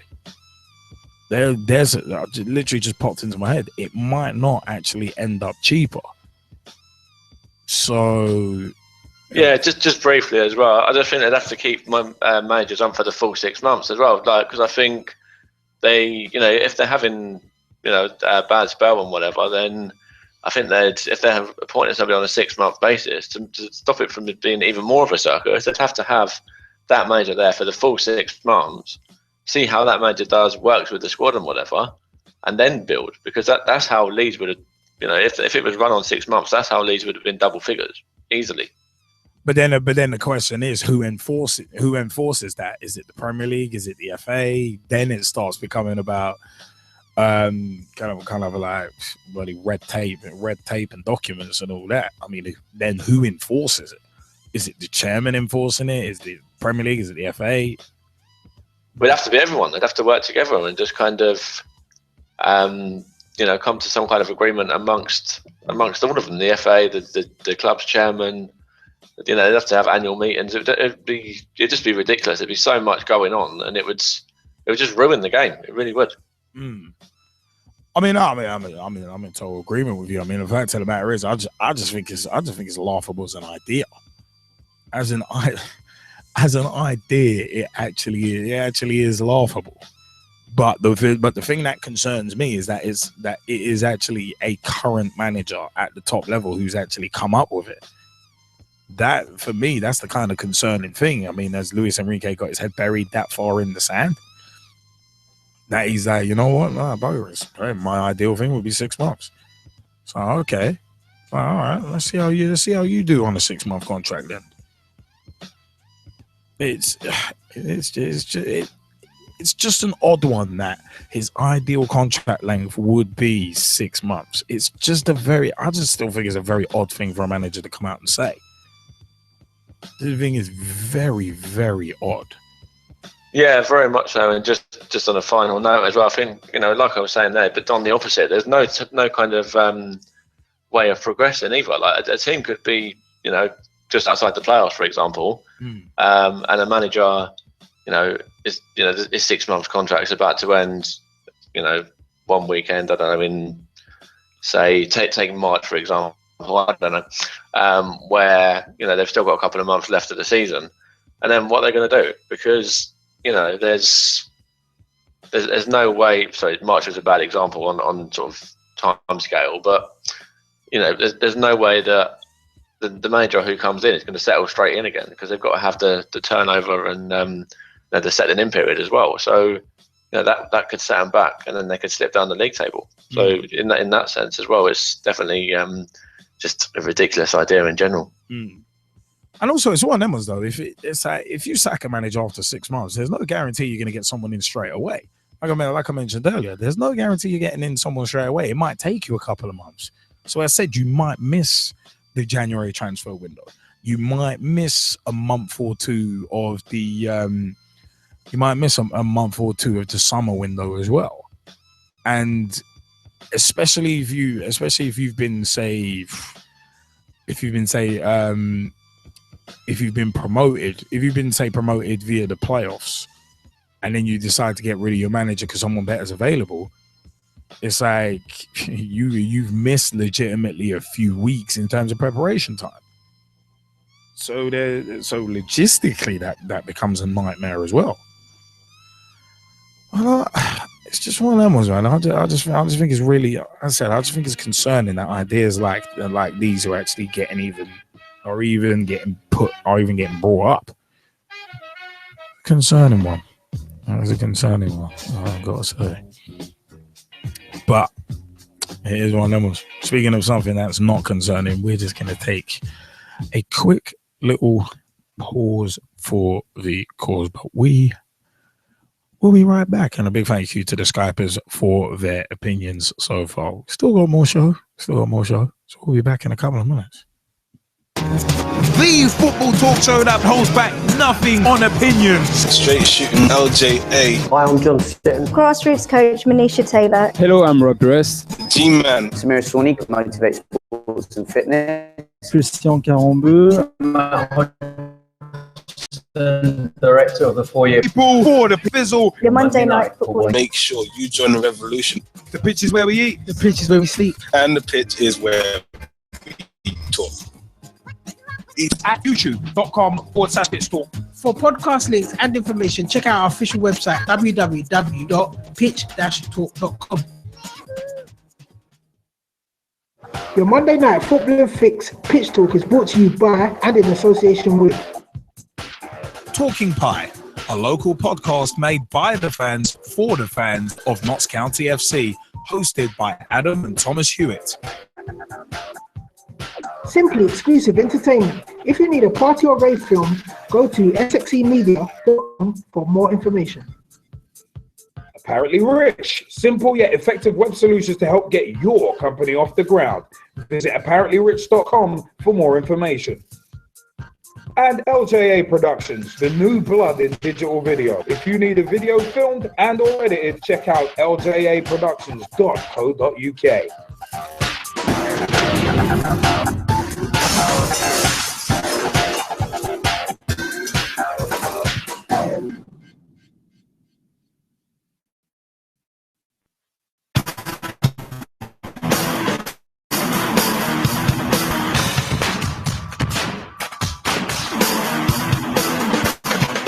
LJA Productions, the new blood in digital video, offering video production services such as video editing, video encoding for the web, including YouTube and Vimeo, audio recording, filming of interviews, promos, live events, and much more. Get in touch at www.ljaproductions.co.uk or twitter.com/LJA Productions and let the new blood in digital video promote you.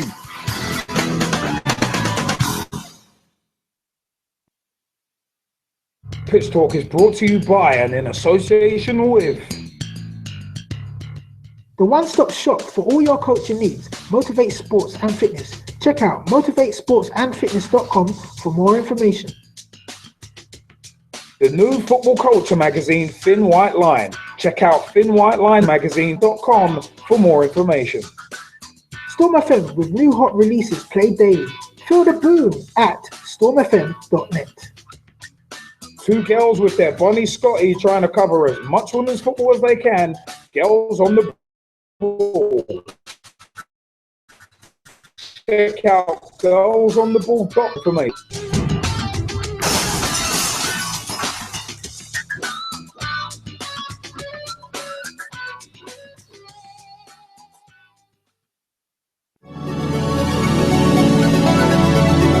Hello, I'm Rob Rest. Grassroots coach Manisha Taylor. Christian Carambeu. Matt Hodgson, Director of the 4-year plan. Dave McLaughlin. I'm Rob Lusher. Andy Copeland from the Glennet Southern Amateur League. Philip Wick, I'm CEO of 14. Former chairman of Ibis FC. Chairman of Alexandra Park FC. And you're listening to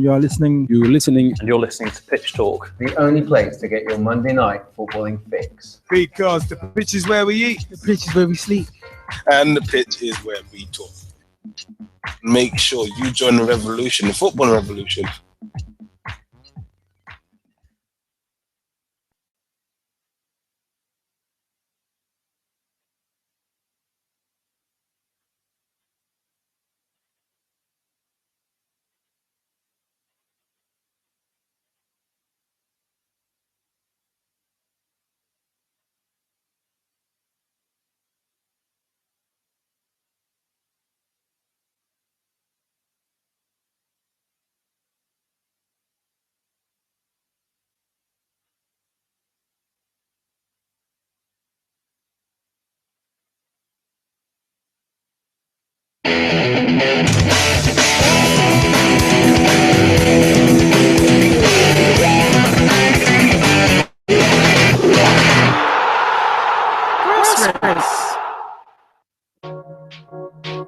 Segments.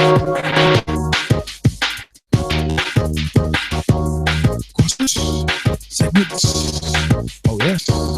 Yeah.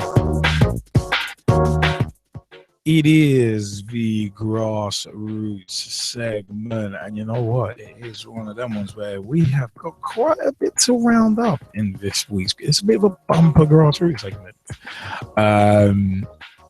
this week, but it's one of them ones. So let's jump in. Let's jump in straight in.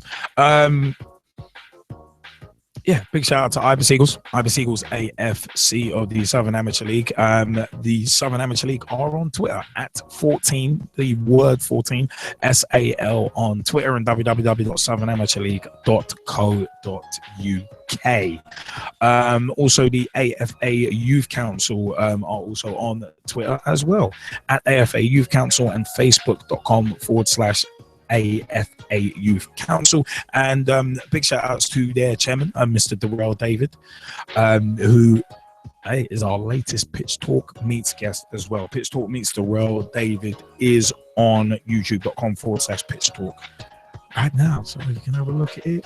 I would wait until after the show to have a look at it. Get a cup of tea, put your feet up.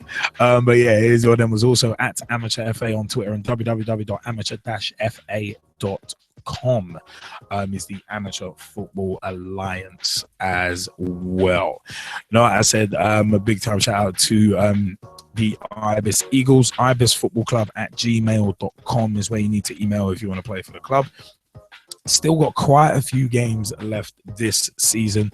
Got a couple of games actually on the Easter weekend, including a double header for the Sixes as well.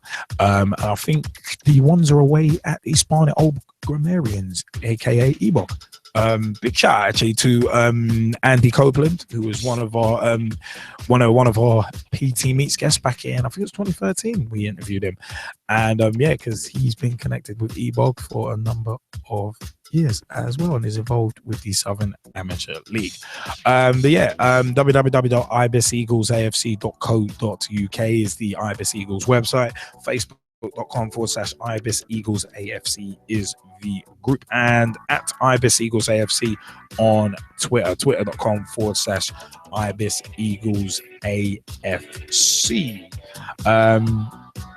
Yeah, it's one of them ones. Match days are Saturdays. Training is on Battersea Park, AstroTurf every Wednesday. Actually, most Wednesdays. There's not one this week because of the Easter holiday, but generally training is on the Battersea Park all weather AstroTurf on Wednesday evenings from 7:30 p.m. until 9 p.m. First half an hour is fitness work, and then a full hour on the Astro.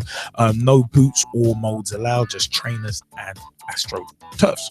But yeah, those pitches, the all-weather AstroTurf is in the bottom left-hand corner of the park near the Adventure Playground.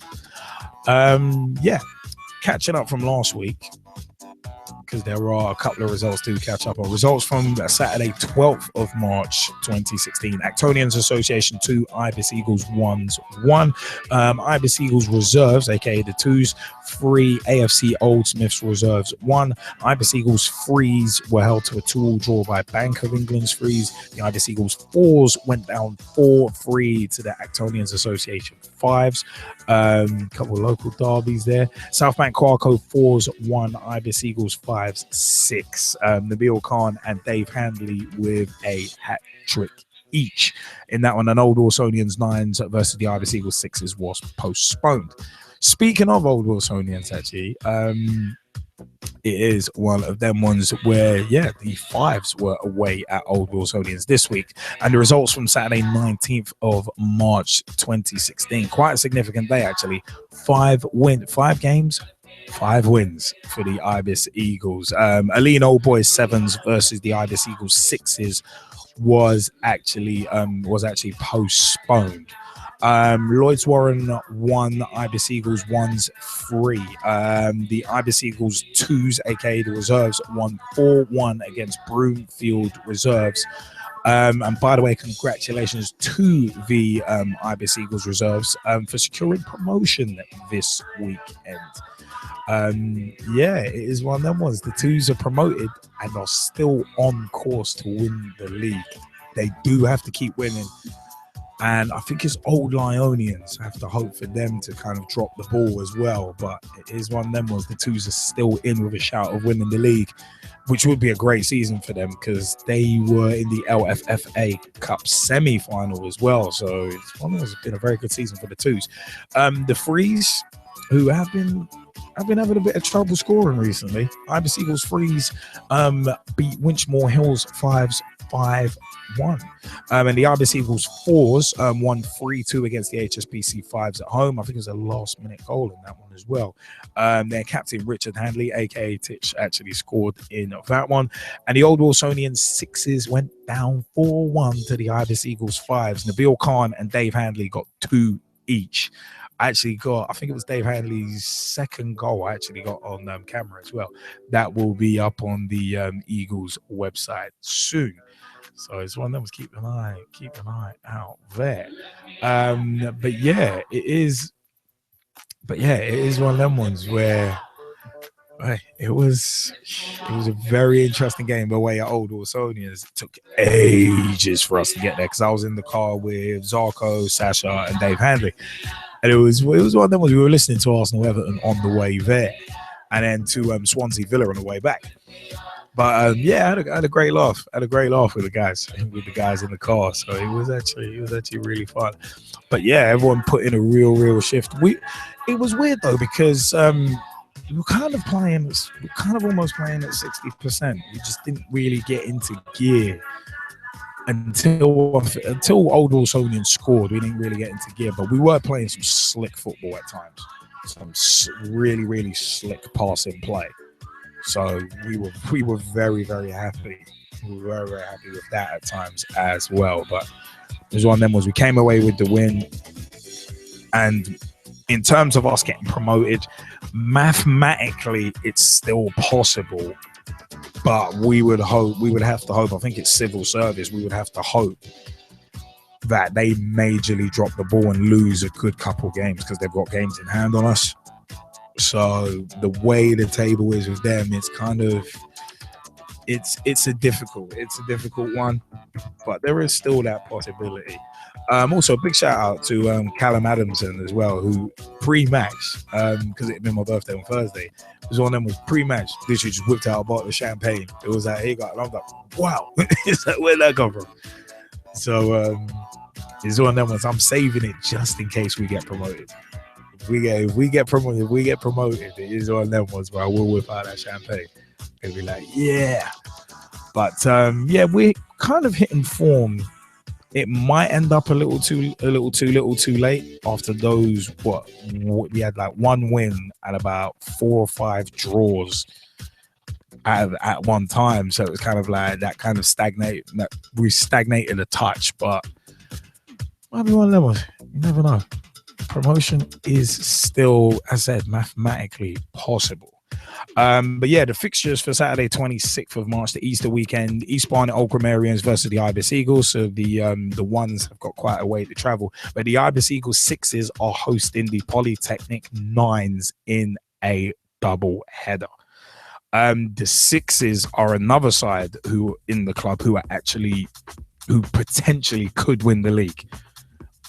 The Sixers are pretty much going to have double headers most of the time until the end of the season because they've got quite a backlog of games. But it is a case of they could potentially win their league. So it's going to be very interesting to see how that actually shakes down. It's going to be very, very interesting. But yeah, that is one of them.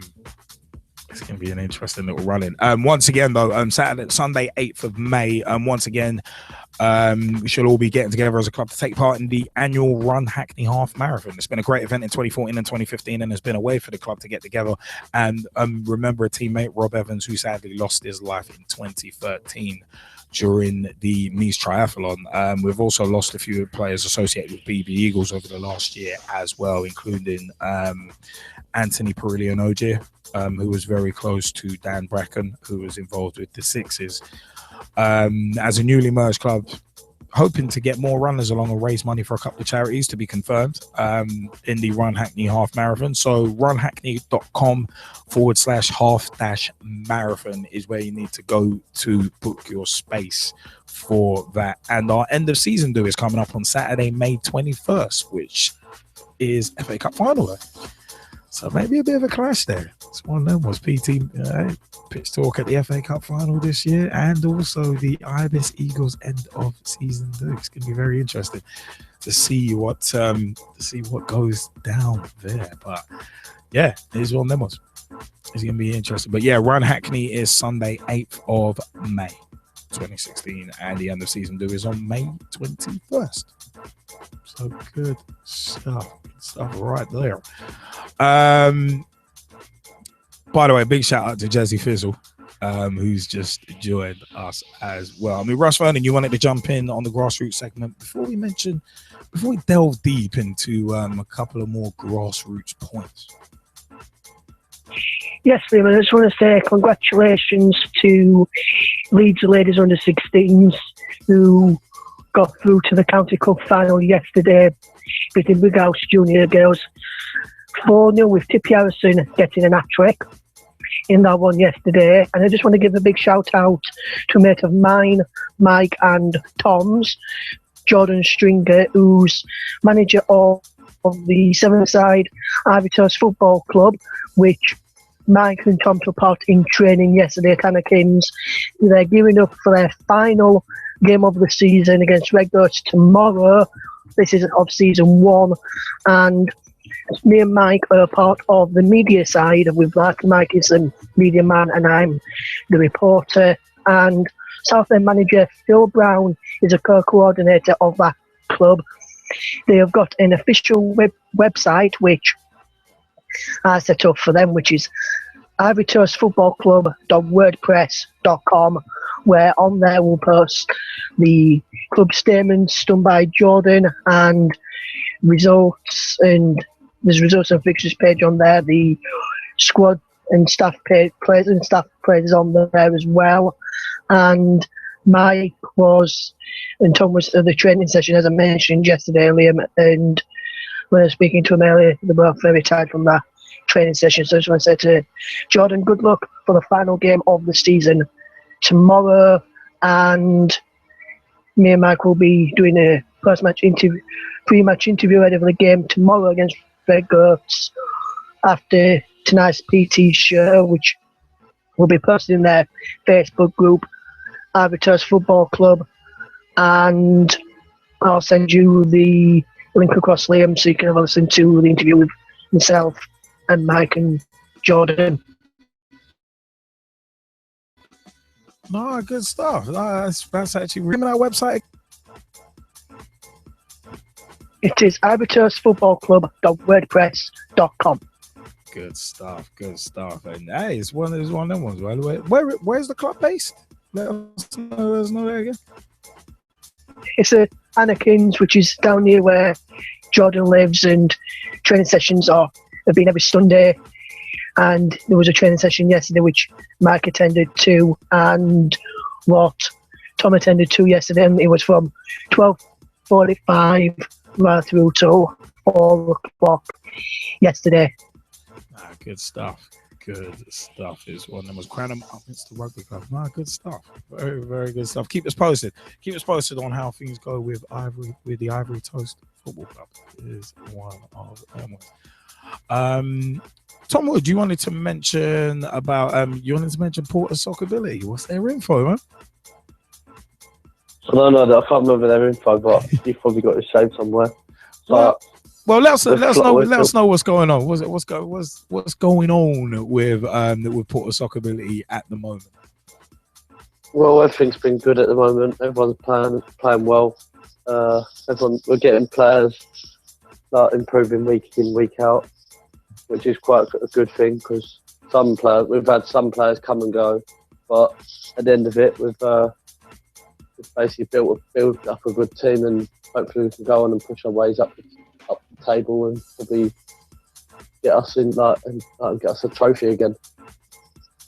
All right, so here's one levels. All right, you can only push. Keep trying. Porter Soccerability, by the way, their manager's name is Nigel Stewart. Contact number 07891839171. That's 07891839171. Training is every Saturday from 10 till 12 a.m. p.m. 10 a.m. 12 p.m. The tournaments are usually once a month. Their training venue is Cedar Hall Road, Thundersley, Essex, SS7 3UQ, and that's facebook.com/Porters Soccerability, SOCCABILITY.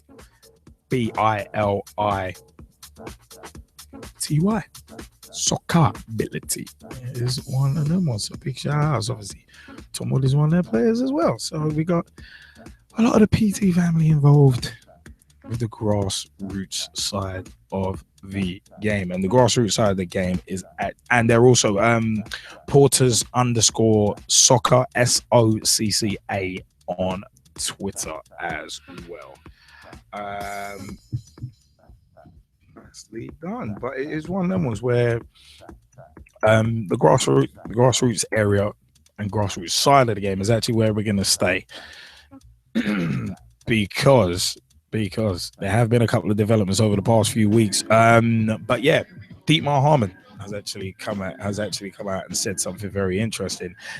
Former Liverpool, this from February 25th, 2016 originally. Former Liverpool star Dietmar Hammann has thrown his support behind grassroots football, claiming that the breeding ground for future footballers is more important than Premier League academies. Hammann, who played for Liverpool from 1999 to 2006, has called for the UK's most talented young footballers to be allowed more time to develop at grassroots level before being swept up by professional clubs. At some stage, the kids at grassroots level get to academies, and I think that's where the bigger problem is. I'm not sure academies prepare kids the right way. I think that grassroots football is more important than any academy because you need to develop your skill and ability, make mistakes yourself, and find solutions to change things. At times, they don't get that in academies, which is why I think grassroots football is the most important time in a kid's life. This is where you follow your instincts, where you try things, where you find solutions. Harmon was speaking to the Business of Sport podcast in his role as McDonald's football ambassador, promoting the 2016 Community Awards, which are looking for nominations from grassroots football community across the country.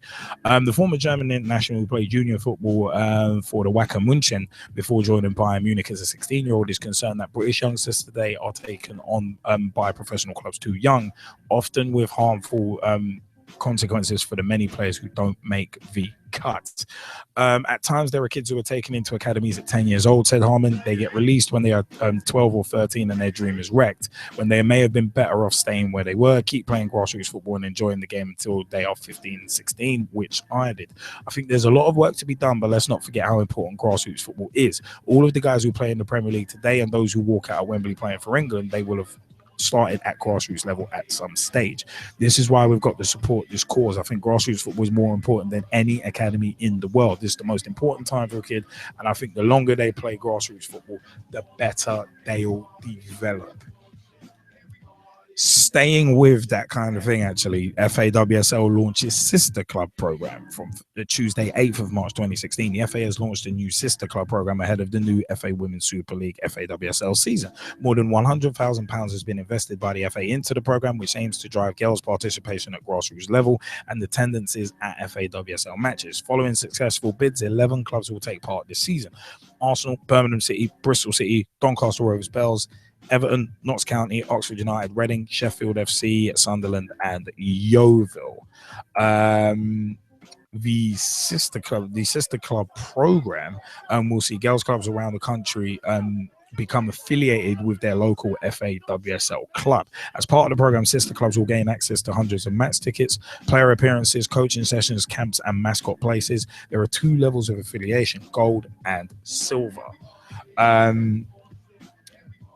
So it is one of them ones where FA head of women's leagues and competitions, Kate Brazier, said this program is a really innovative way to continue building on the league's success and enable clubs to further grow their fan bases. We know that the success of the league in terms of both attendance and quality is driven by strong grassroots support, it's the FA WSL, and this program will allow clubs to build this even further. We look forward to welcoming all the sister clubs and their players at FA WSL games throughout the season.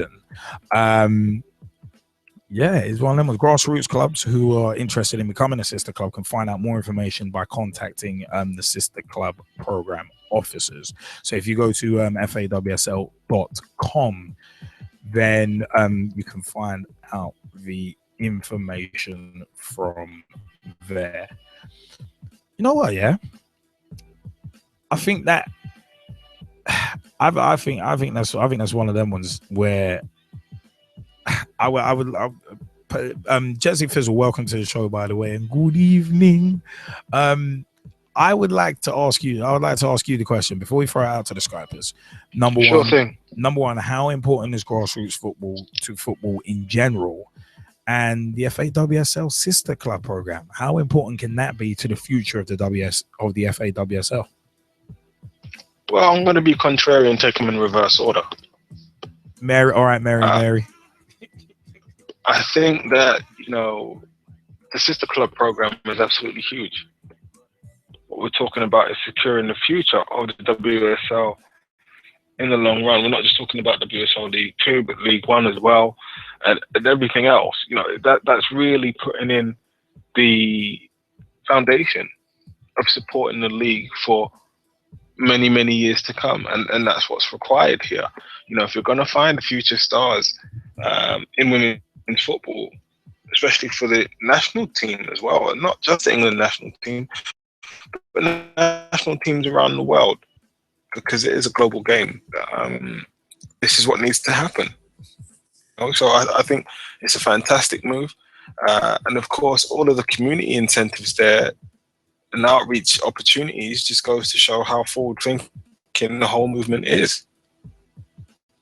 I know that in the Football League and the Premier League, there are similar incentives, but let's be honest, do they really reach that far down the ladder? Do they make it all the way to the boiler room? And that's a reference to all of my boiler room purple pajama party people. If you don't know who you are or who they are, it's all right. You don't need to know. I was going to say there's a couple of different ways I thought you were going with boiler room. The DJ sets or Mankind. I thought you were going that way. No. Everybody in the boiler room wears purple pajamas. It's the first rule of being a boiler room purple pajama party person. Purple pajamas. Foley. So anyway, that being said, going over to the importance of grassroots in football, full stop. Simply put, it's the most important thing. It's the most important thing, especially in regards to young players and even older players, right? Wasn't there a series, I think it was a couple of years ago, where you had some grassroots, some retired players, some older players, and they're all playing to get to Wembley and playing a specialist final? I think so, yeah. It sounds like the old Masters League. I remember the old Masters League they used to show on Sky Sports back in the day. Oh, no, not just that. Not just that. This is like people that had pro, semi-pro dreams and everything else. Kind of everybody kind of thrown together, right, for an opportunity to play at Wembley. But what I'm saying is, without grassroots, right, where do all of these big clubs go and unearth their talent from? This is the thing. So, one of the hottest names in football in terms of young players right now is Marcus Rashford. Where did he come from? Glad you mentioned that. See what I mean? Yeah. So, no, but it needs to be said. Like, without certain programs in certain areas, he doesn't get the opportunity, for example, to go to Manchester City to then be told, yeah, he's a little bit on the small side. We don't think we're going to sign him. He doesn't meet our minimum requirements for positions that we think he can play in at United, to go through the academy and then be brought up from the academy to be playing in the first team and scoring in, his derby debut. Right? That doesn't happen without grassroots. Same thing about Anthony Martial. Of course, that's over in France. Well, where did he come from? I was going to say you can say the same thing. You can say the same thing about quite a lot of players in terms of like spending my formative years in Latin America,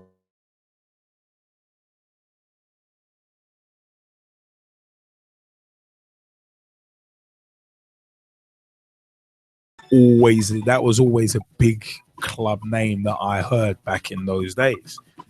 When we were growing up, you were always hearing, the best players from the area getting playing in that side, and it is, Ealing Shamrocks you always kind of heard about, but it is one of them ones where, grassroots football is of such importance. Everyone started, whether it be playing for their school team, playing for a local team.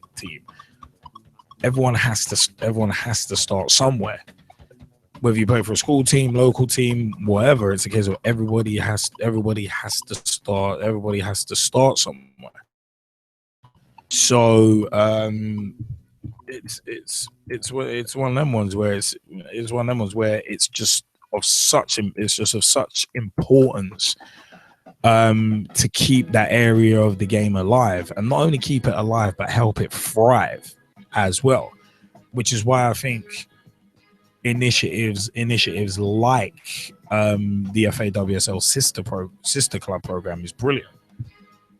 I personally think that is a brilliant idea, and stuff like affiliations, putting on specialist coaching sessions, not just saying, oh yeah, you're with us, we own you. It's actually giving and taking. It's one of those. It's got to be both. It's got to be both ways. Was it Katie Brazier saying the program is a really innovative way to continue building on the league's success and enable clubs to grow their fan bases? Of course, that's important for the FA WSL because it's a developing game, but also it's good for grassroots football because it strengthens the links and also it's a case of the sister clubs who are affiliated to FA WSL clubs could see, right, this is how you run a professional club, and this is how you do it properly. This is how you build up. This is how you go out and get your sponsorship. This is how you put on your coaching sessions. This is how you do your camps. There's so much that you can glean from that kind of experience, and working with professionals. Not just once every month or two, it's regular stuff. If you're affiliated, hopefully it would be regular and it would be for the long term. So it's one of those. Grassroots football is so important. Without grassroots football, academies wouldn't have anywhere to get their talent from. Purely and simply, they wouldn't have anywhere to get their talent from. So it's like you can't don't cut off your conveyor belt or of your of support, not just financial support, but kind of spirit. It's one of them ones like putting on coaching sessions, putting on advice sessions, that kind of thing as well. So it's one of them ones. I think the FA WSL sister program is brilliant, and I think Dietmar Hammann's right. It's one of them ones. Grassroots football is more important than the academies, because in academies it's one of them ones you're trying to get into first teams, and again it's this long-term thing, and it's like academies are the kind of places where you can't really make mistakes because it's so competitive there, and you're already partly seen as some of the elite players anyway if you've been scouted by an academy. But then you got to bear in mind also, where are them scouts going to get the players for the academy? They're going to grassroots clubs, they're going to amateur league clubs, local clubs. So it's one of them ones where it's one of them ones you've got to help all areas of the game. And we've discussed this on many PT live shows. Letting players develop, such an important thing. Letting players develop. Jesse, you brought up Marcus Rashford in particular, and his name's already been mentioned in terms of Euro 2016. And it's like, Brethren, no, No. Well, let him develop. Let him develop first. Like, let him have. Well, I'm going to suggest something a bit counterintuitive. All right.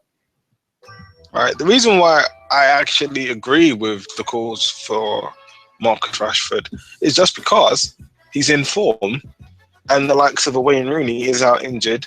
The likes of a Daniel Sturridge, well, he hasn't played regularly, and is injury prone. Right, so you might as well roll the dice.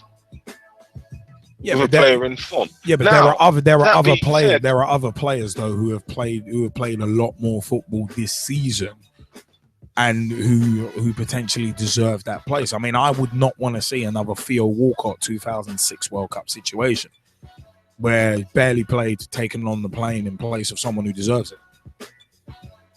Don't want to see that. Don't want to see that politicking and good old boy networks happening again. Don't want to see it. The second half of what I was going to say was, as you pointed out, there are other players who deserve, who should go. So, based on that, would I take him? I would say no. All right, and even if that means you're looking at the championship for a striker, I would say why not? I really don't understand this. What is essentially a stigma with the England selection committee, whereas it's almost like, well, if you're not playing in the Premier League, right, and you're not playing for one of the established teams that would equate to what is arguably now known as the top 4, top 6. If you're not playing for one of those, then essentially you don't get in. Which is why, I'm really happy with the call up to Drinkwater. Really happy for it.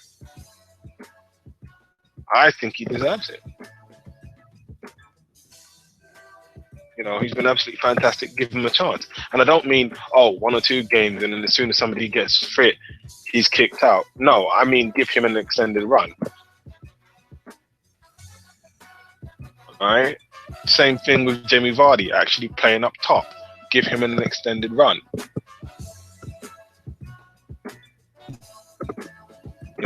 And then, of course, I'd say, 21 options as well.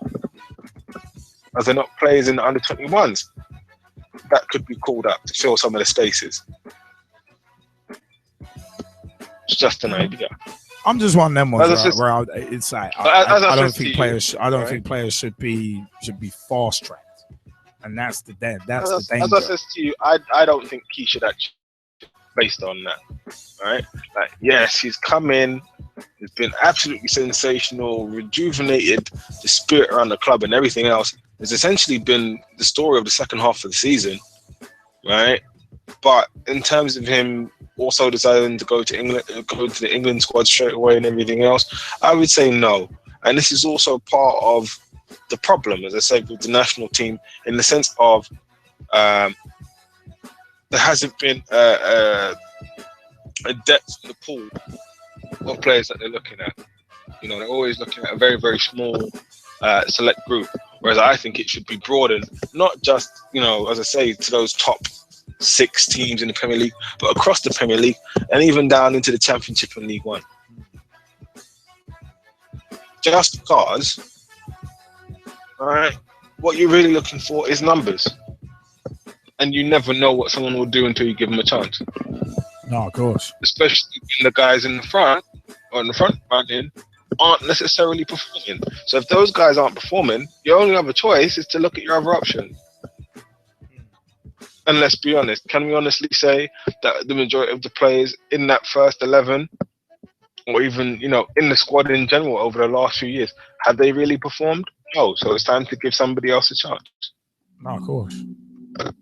No, of course. It is one of them ones where it's at. I said, it's going to be interesting stuff. Very, very interesting. Just on a quick side note, Jesse, just wanted to ask your opinion on Luis Enrique and his comments. Just a quick little summation.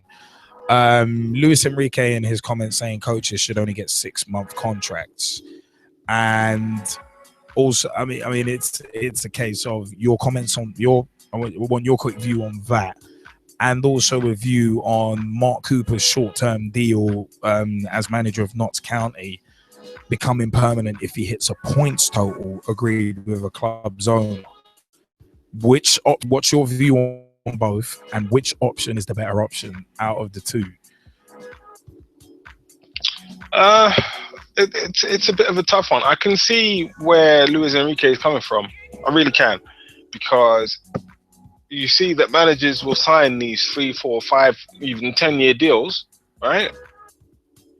Things go a little bit south over the course of a couple of games, and then there's these big compensation packets, right? Because the full terms of the contract weren't met, or the minimum terms within those contracts weren't met. So it makes sense from a business perspective, in the sense of you will protect your money if the contract is only 6 months. And then, of course, you want to see how the manager performs in the sense of managing his squad and the resources that he has available to him. And why would you want to go and commit any further resources if it doesn't really work out? Like, here's the thing.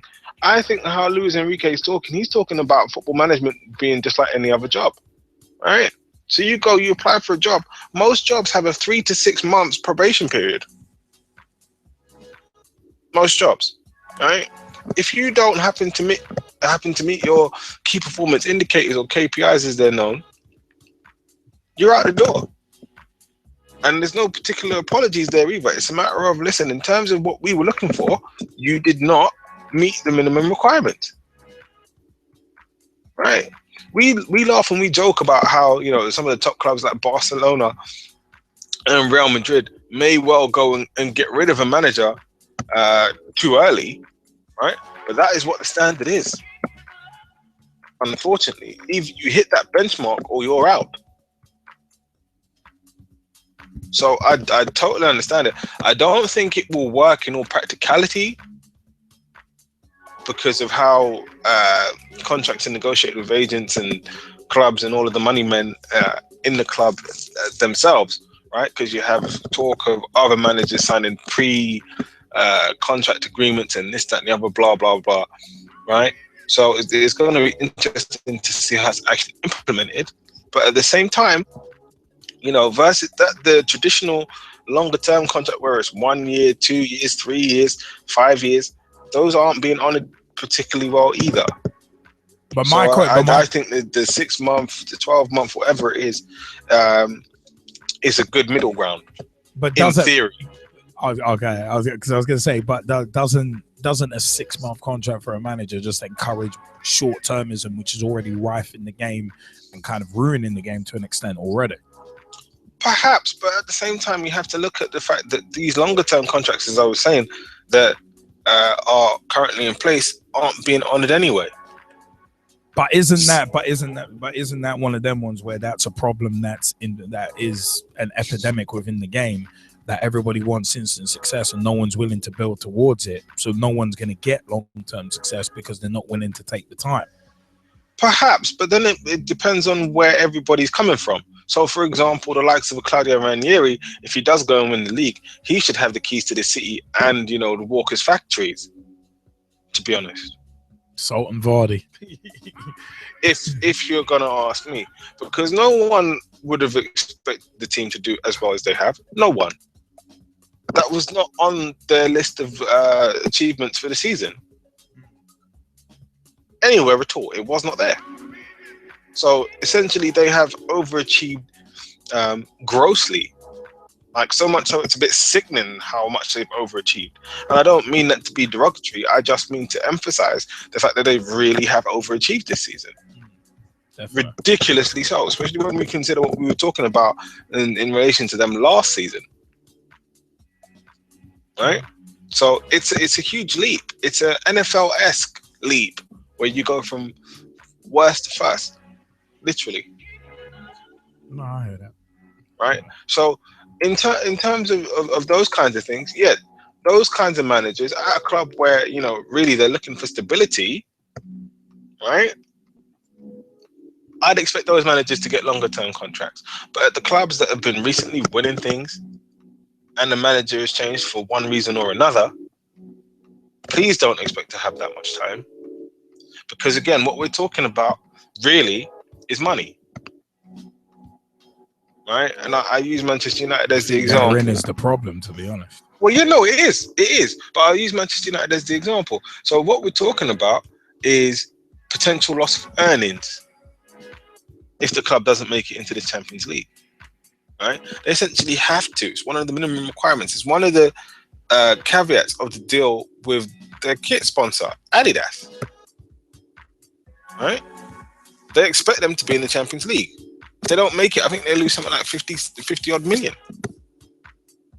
Right? And let's not forget the impact on other commercial partners they're expecting to have visibility from playing in the Champions League. And of course, there's the bit where the club is actually on the stock exchange. Right? Well, the legalized fleecing of the club. That's all I'm gonna leave that there because we've discussed that before. So, you know, it's like with them being on the stock exchange, just like any other business entity, if they're not particularly performing well at a given moment in time, the people who own those stocks and shares, okay, will be either inclined to buy or sell them based on that performance, which then hurts the overall value of the product, and which is the club, or it may increase it. So if, you know, Manchester United are able to go and claw out for place from somewhere before the end of the season, right? You'll notice that there'll be a significant increase in terms of the value on the stock exchange. For example, it may be announced that there are new partnership deals being made with other companies because now they want to come in and be associated, right? Whereas if it goes the other way and they don't quite make it, one, there's all of the loss from the Champions League money, Adidas money, etc., etc. Lots of other sponsors will be thinking, you know, we're not really sure if this particular person stays in charge, if we can afford to stay as a partner. Some of them may jump ship early, and you'll hear announcements of certain sponsorship deals being cancelled early, and certain new ones taking their place that may not pay as much. So again, this is what we're really talking about here. So having those short-term contracts, does it harm that? No, because what you actually want is someone who will come in the immediate term, not short-term, not long-term, immediate term, right, to help you meet your financial goals, because that's what they are. No, I hear that. Right, and we said football is what? A business, a badly run business, but a business. And that's literally the model that they're following. So it's either you meet those key targets or it doesn't work. Like, for example, with Manchester City, if Manchester City don't happen to qualify for the Champions League themselves, is there a clause in Pep Guardiola's contract that says, well, hey, listen, if you guys don't qualify for the Champions League, I'm not actually coming to manage you? Apparently there's not. No. I'm not saying that there is. Right, but I'm saying that those could be the kinds of caveats that a manager could have in his clauses in his contract. Right, so either the team qualifies for that because this is what I'm expecting to deal with, or I'm not going there. That's a good shout. So again, it works all the way around. And for the managers themselves, it's like, look, if they know that they've got 6 months to go and prove themselves, and then maybe they might earn a 6-month or 12-month extension, right? When it comes to the time where a new challenge, a new exciting challenge is available, right? There's no hard feelings all the way around. You know. No, because it works both ways. No, it works both ways. And if you want to go and lock this manager down, then you have to go and break the rule of a 6-month or 12-month extension. Offer him longer than that, maybe 2-3 years, more money, more bonuses, etc., with additional clauses, right? Because that would be the only way. So, and you'd have to balance out the playing field, because where would the incentive be for the managers? There wouldn't be any. You know what? It's one of those. It's a nice bit of balance on that point, actually. That's why that's why I wanted to ask you that. So, but you. Let's ask the Skypers and everybody on the socials. Oh no, we've already discussed it. Well, let's ask them again, because what they didn't have before was what I said. Yeah. But no, but we would, except we've got to move on. And you mentioning no hard feelings was kind of a very nice segue into the next segment. So let's take that. Anyway, look, everybody let's tweet me about this. Yeah, just tweet me directly. It's apparently rich on Twitter. Get at me. Let me know your thoughts on what I've had to say on this subject. Fair dues. Fair dues. You know what? Yeah, no hard feelings. Just keep that in mind. That's all I'm saying. As we move on to.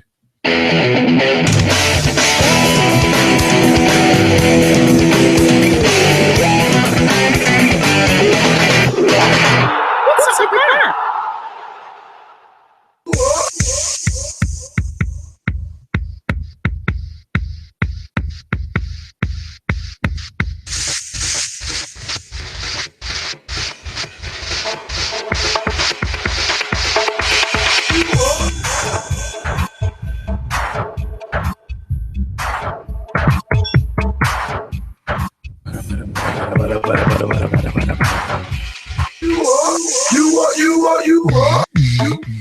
Yeah, it is time for What's Up With That. This is one segment I'll be looking forward to tonight.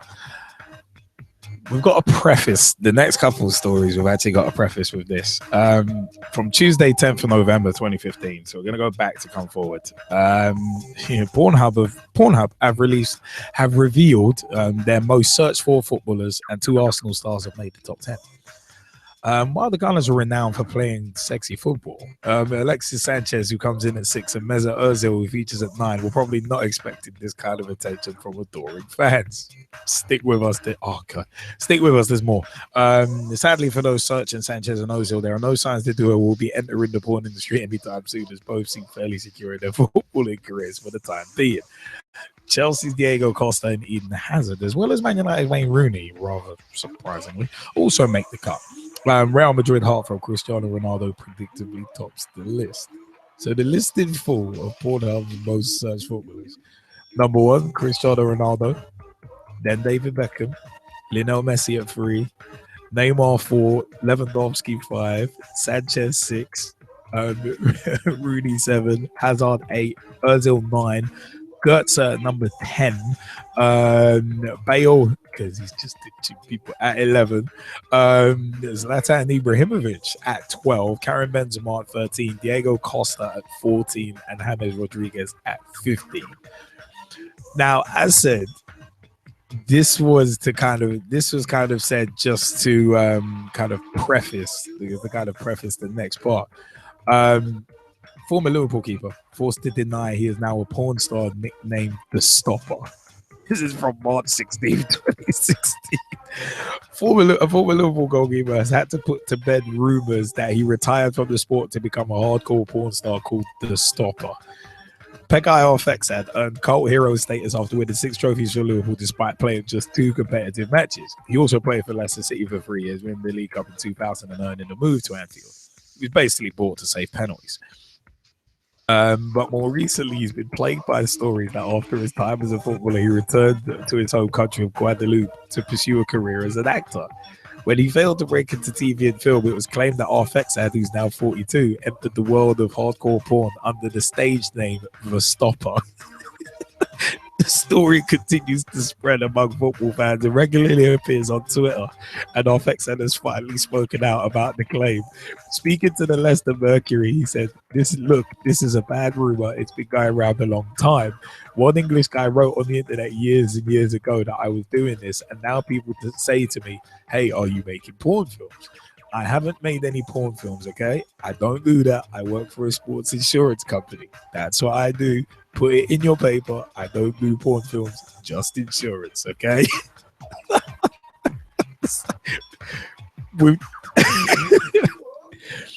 As funny as that is, we've got even more. From the 20th of March 2016, Johan Giroud was once the perfect example of a young Arsenal player. For several years, Arsenal fans were told the Swiss defender had loads of potential.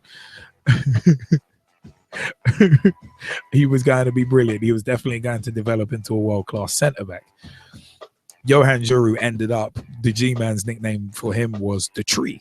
But anyway, just keep that in mind. Fast forward a few years, and after finally leaving the Emirates and moving to Hamburg in 2014, Giroud is now doing sex scenes in steamy French films. Yes, the man who scored once in a decade at Arsenal is now scoring on screen.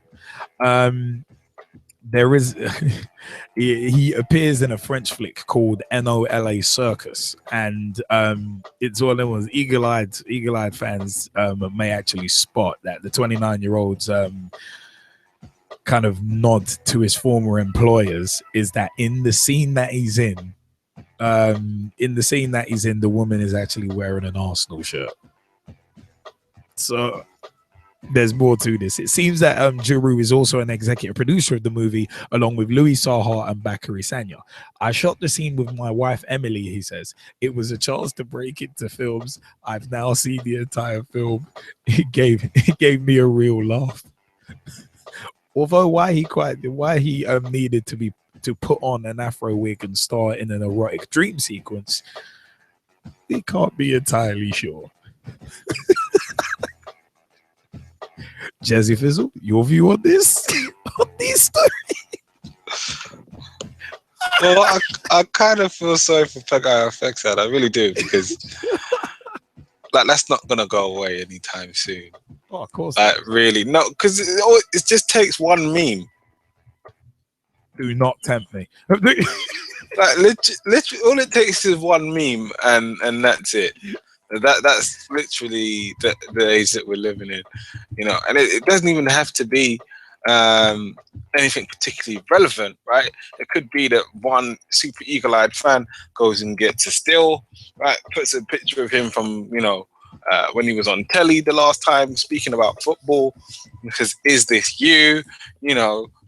And that's it. The whole thing's done. I'm not advising anyone to do that, by the way.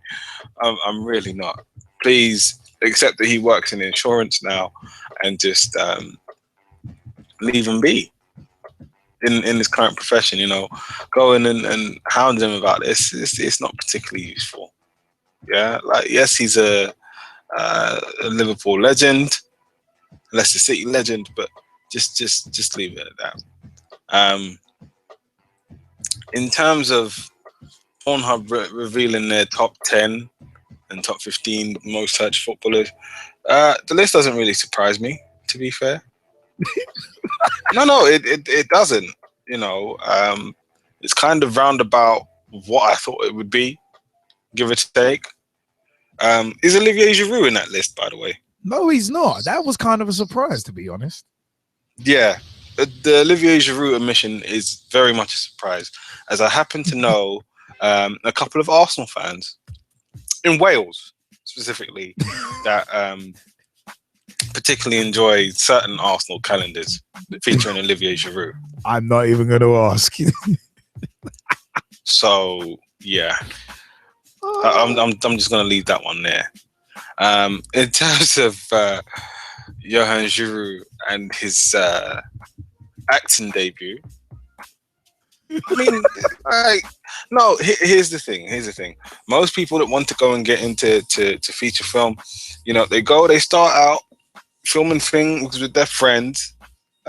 Sometimes it's a one-off movie. Sometimes it's a series of movies. Sometimes it's a short series. Some of these are on YouTube. Sometimes it's an erotic scene with your girlfriend on film, but yeah. Okay, well, cool. That was his wife, so I think he's allowed, on account of it being his wife that he's co-starring with. The other thing is as well, technically count as a sex tape. No, I think Hulk Hogan Hogan was awarded what, 115 million. Yeah, that was a little bit of a separate issue, but yeah. No, I know. I was just surprised by that. But anyway, what I'm saying is look, if him, did you say that it was him as executive producer along with Bakary Sagna and Louis Saha? Yeah. Apparently, he is. Apparently. So, you know, it's just one of those side projects that you do, and you go and you star in it. I mean, it's like if we were to go and branch out and to make movies, not those kind of movies you wrong. Hey, no, not with you two. Hey. None of that, man. No. I said not those kinds of. What's wrong with you? I said not those kinds of movies. I said legitimate movies. Okay, so we'll try and be like WWE Studios. Actually, probably not the best example. No. Randy Orton as a dramatic actor. No. So yeah, if we were to go and make a movie, then it would be something similar to that. In the sense of we've made a film, and it's all three of us associated with it. That's all. Right? It just so happens that he cast himself in quite an interesting scene with an afro wig, he said. Yeah. And his missus wearing an Arsenal top. Now, if that Arsenal top has Juru on the back, then yeah, that's a bit much. For me, personally, it's a bit much. I don't know if it had Juru on the back, but it was one of them ones. She was wearing a current Arsenal shirt. Oh, it's a current Arsenal shirt. Yeah. Well, that's even worse. It's even worse, you know. No, because like he's well, I mean, what's she gonna have on the back of the shirt? What, Giroud? Sorry, there was a way I could have went with that question. Might get in her hair too. Anyway, I'm leaving you all by yourself with that. Thank you very much, everyone. Good night. Oh no, that's my word. Oh, it's so wrong. Shaky football, man. Shaky football. You know. I'm almost waiting to hear. Yeah, Ruud Gullit was in a porno 15 years ago when he took over at Newcastle. We wanted to play shaky football. I showed them how to play shaky football with the ladies. Why?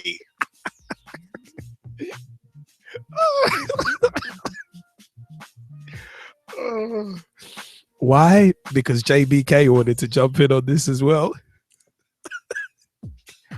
Jamie, would you like to jump in? You're so not. I swear. Do you want to jump in on these stories? I'm begging you, man. I'm not begging you to jump on. Oh, Lord. I'm not even going that way you did. No, I'm leaving that to you. Yeah, like as I said, Beckham is still doing his thing. I'm surprised about that. But I'm not surprised. I'm not surprised that Giroud's not on that list, considering that he hasn't finished much anyway. Oh, Lord. He doesn't. Oh, no, he didn't. Oh. Well, I mean, everybody knows that he's a daddy now, so I'm just saying. Well, he might be. He might be somebody else's daddy in that porno. Who's your daddy? Who your old daddy? I'm surprised that Rashford. I'm sorry. I'm sorry. This is just what happens towards the end of the show sometimes. No, you know what? Yeah, but it's one of them ones. At least it's not a situation like this girl sent me this picture of a little baby, and it was in a town that I had never been in before. And she sent me this picture. She said, "New Jack, this is your baby." And the baby looked like a pigeon with a spiked hairdo. I swear to God. I told her that ain't my baby. And she said, "No, but you was there with me. You remember that night." Is that you was there with me and you remember filming the video that night? No.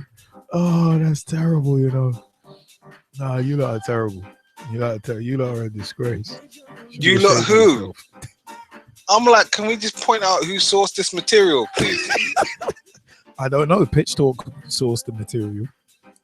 Ask who's actually been saying it on that live on Pitch Talk. Pitch Talk sourced the material. Yeah. The show is a manifestation of the efforts of 3 co-hosts. 3. Oh mate. Oh no, you lot are terrible. You lot are terrible. You know what? Yeah. Does anyone else want to jump in before we move on? Because that's just terrible. I think we can groove on. I'd rather move in. Move on. I guess even though what we do is wrong.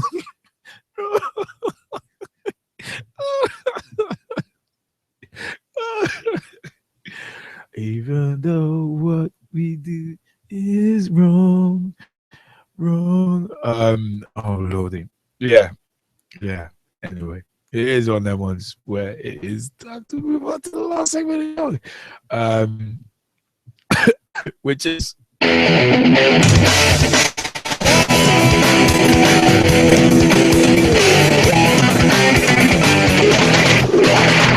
Stuff of the week.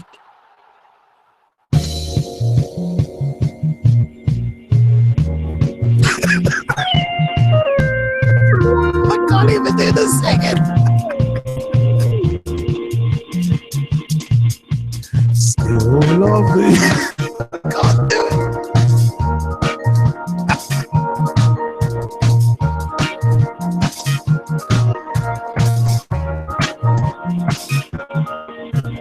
Say it's nothing back. I'm about to talk. Arnie's got all the stuff.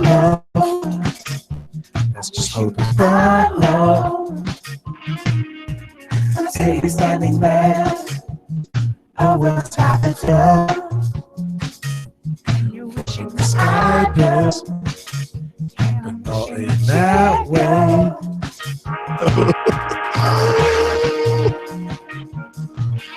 This is Monday night. Jesse Fizzle, who you got for goal of the week first? Oh gosh, I was looking at a really, really fantastic goal. Honorable mention to Stefan Rasmussen, who's the goalkeeper who scored this week, and Paul Pogba as well. That free kick was just absolutely donkulous. But my goal of the week is a tie with Marcus Rashford's goal, obviously, and Mikkel Hedegaard. I think it's Sonderski against FC Midgetland. Oh, Midgetland, the guys who you lot struggle to beat away from. Oh, cool. So yeah, absolutely ridiculous volley from him, along with Marcus Rashford's goal. Those are my goals of the week. Fair dues, fair dues. I am going to go for some good ones this week. Coutinho, Man United, with an honourable mention to Cesc Fabregas's free kick against West Ham. JBK, who you going for? Honourable mention to Luis Suarez for his goal against Barcelona. Against Barcelona? No, for Barcelona. Against Arsenal. Yeah. I'm going to go with the significance of the goal. It has to be Mitrovic and Coman. Bayern Munich and Newcastle United. The significance of the goal. Good shout. Let's go for Tom Wood. Who are you going for? Luis Suarez's goal against Arsenal. Fair dues, fair dues. Mr. Sonley, who are you going for?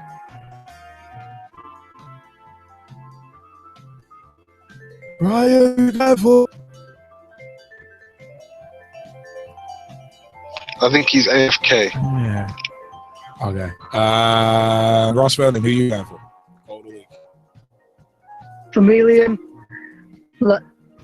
he's a joint one with Lanzini and Cesc Fabregas goes in the 2-2 draw between Chelsea and West Ham. And Mr. Kieran Riley has gone for Danny Mapstead for Wolves in their game against Burnley this weekend. Cool. Mr. Harniman, who are you going for goal of the week? Yeah, my goal of the week, I'm going to give it to Jake Reeves from AFC Wimbledon. His 35 against York on Saturday. So on the fire was a wonderful strike, so that was very cool. So yeah, Jake Reeves. Hear that.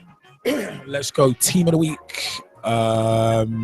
Team of the week. Team of the week.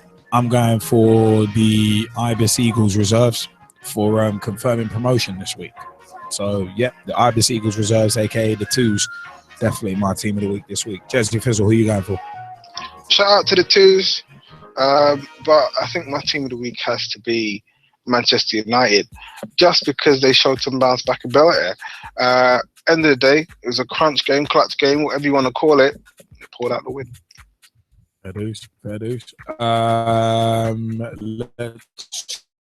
go. Who are you going for? Team of the week. Oh, I'm going to give my goal, as I actually said before you went. Goal is Marcus Rashford, and my team is going to be Middlesbrough for their bounce back ability after losing 2-0 to Charlton the week before, and especially on my birthday. Fair dues. JBK, who you going for? Team of the week. I'm going to go with Atletico Madrid and PSV. So I'm going to go with both because two 0-0 results and still the penalty shootout was intense. So Atletico Madrid and PSV. That 8-7, that was nuts. Russ Vernon, who you going for? Team of the week. Kieran has gone for his boys, Wolverhampton Wanderers. I'm dropping to America for mine. I'm going to give it to Sporting Kansas City. They've won 3 games out of 3 so far in the league, and they played brilliantly yesterday against Toronto FC. So Sporting Kansas City is my team of week. Fair dues. Let's go for Mr. Harniman. Who are you going for? Team of the week. Yeah, I'm going to give my team of the week to Ivory Toast Football Club. Was training with them yesterday, 7-a-side team down Southend, obviously, as was mentioned on Grassroots as well. So, yeah, my team of the week is Ivory Toast, and just want to say good luck for their final league game tomorrow as well, the final league game of the 7-a-side season. Good shout. Tom Wood, who are you going for? Team of the week. Huddersfield Town for smashing Leeds 4-1. I love the reason too. Let's go for player of the week. Jesse, who are you going for? It's difficult to look past Harry Kane, I guess. Honourable mention to him. But for me,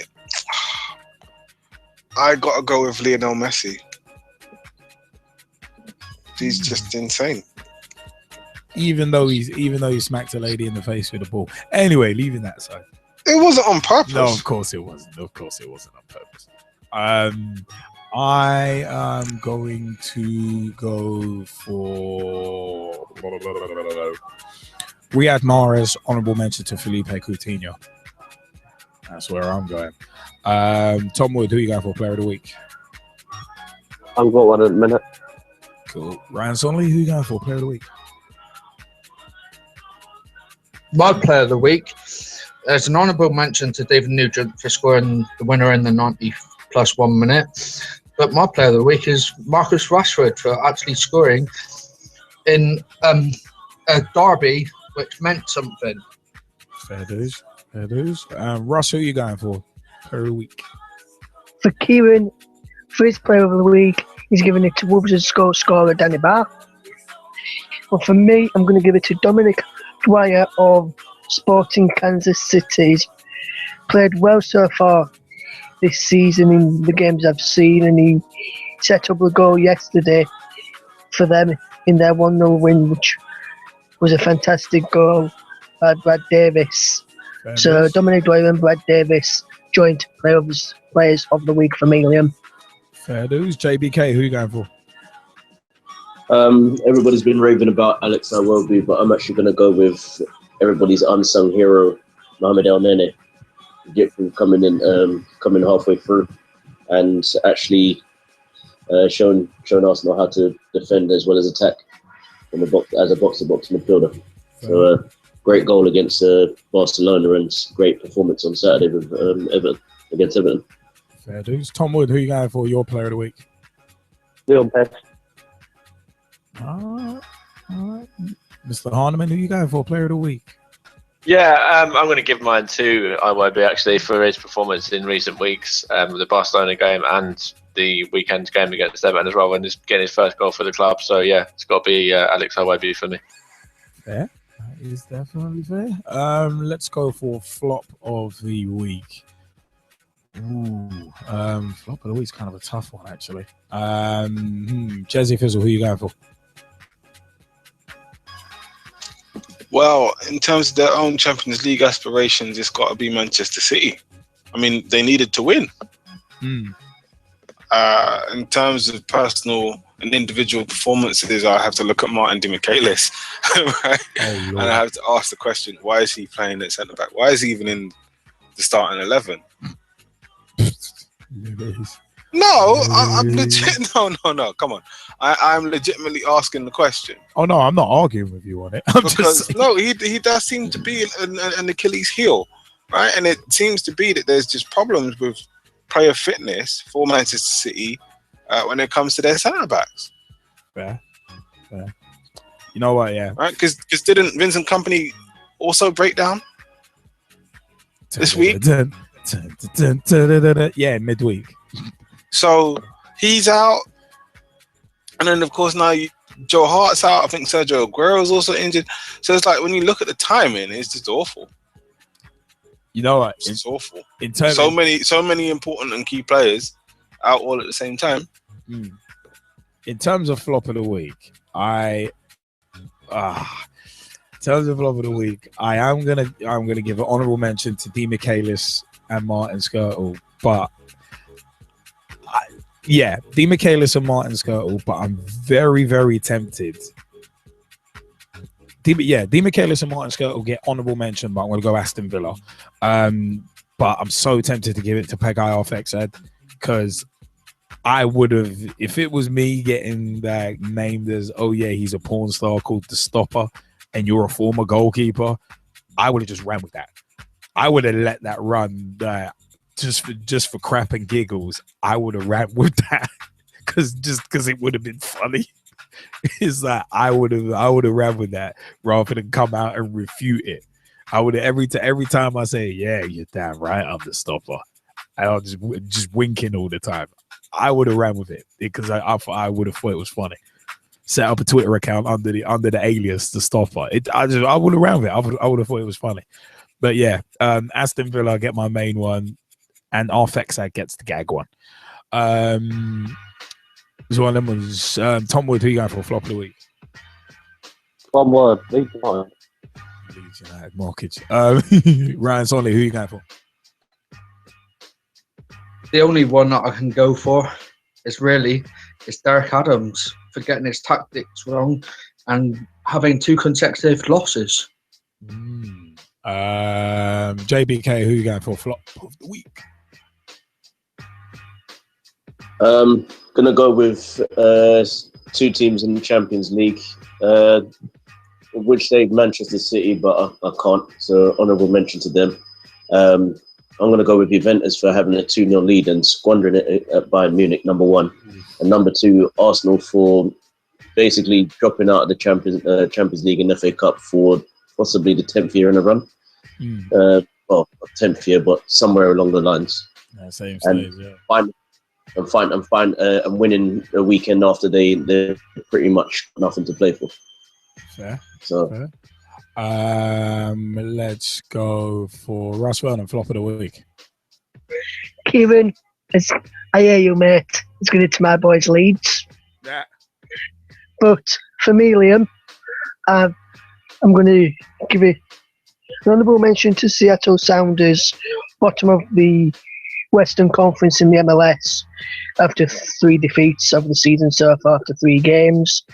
But for me, the overall one is going to be the fans that caused the derby game in Turkey between Galatasaray and Fenerbahce to be closed, to be postponed for terror threats, which me and Brad mentioned to PT on Twitter over yesterday when the game was supposed to be played. No, that's a fantastic shout. Yeah, I actually forgot about that. Actually, that was very serious. Apparently, there was a planned attack. Mr. Harniman, you've got the last one. Who's your flop of the week? Yeah, I've got a couple. On the pitch, Stevenage, 100% for another defeat, and obviously, being 2-0 up and throwing away that and losing 3-2. Have to get an honourable mention. Luis Enrique for me for that 6-month contract thing as well. I think that has to be given a bit of an honourable mention as well. But my flop of the week is the Gillingham fans at Southend who, were kicked out for causing trouble. So yeah, I'm going to give it to those 3, all kind of jointly. Fair dues. You know what? One thing that hasn't been a flop is tonight's PT Live. It's been extremely enjoyable. I've still got a grin on my face. It's been extremely enjoyable. Not anything rude or obscene, but it's been extremely enjoyable. It's been one of them ones, but it's time for us to vacate the place with haste.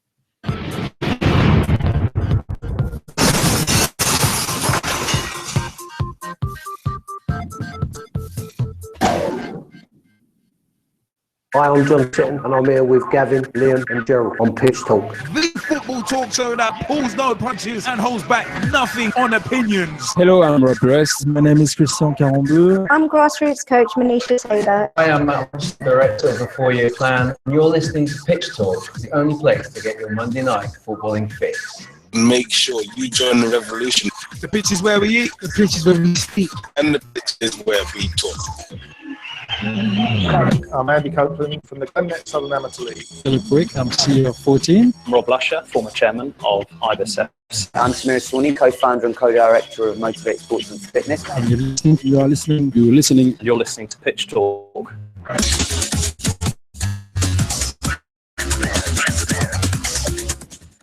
Ladies and gentlemen, boys and girls, children of all ages, straight shooting LJ, the G-Man, and Charlie, bring to you the football talk show that, of course, pulls no punches and holds back nothing on opinions. Why? Which is where we eat.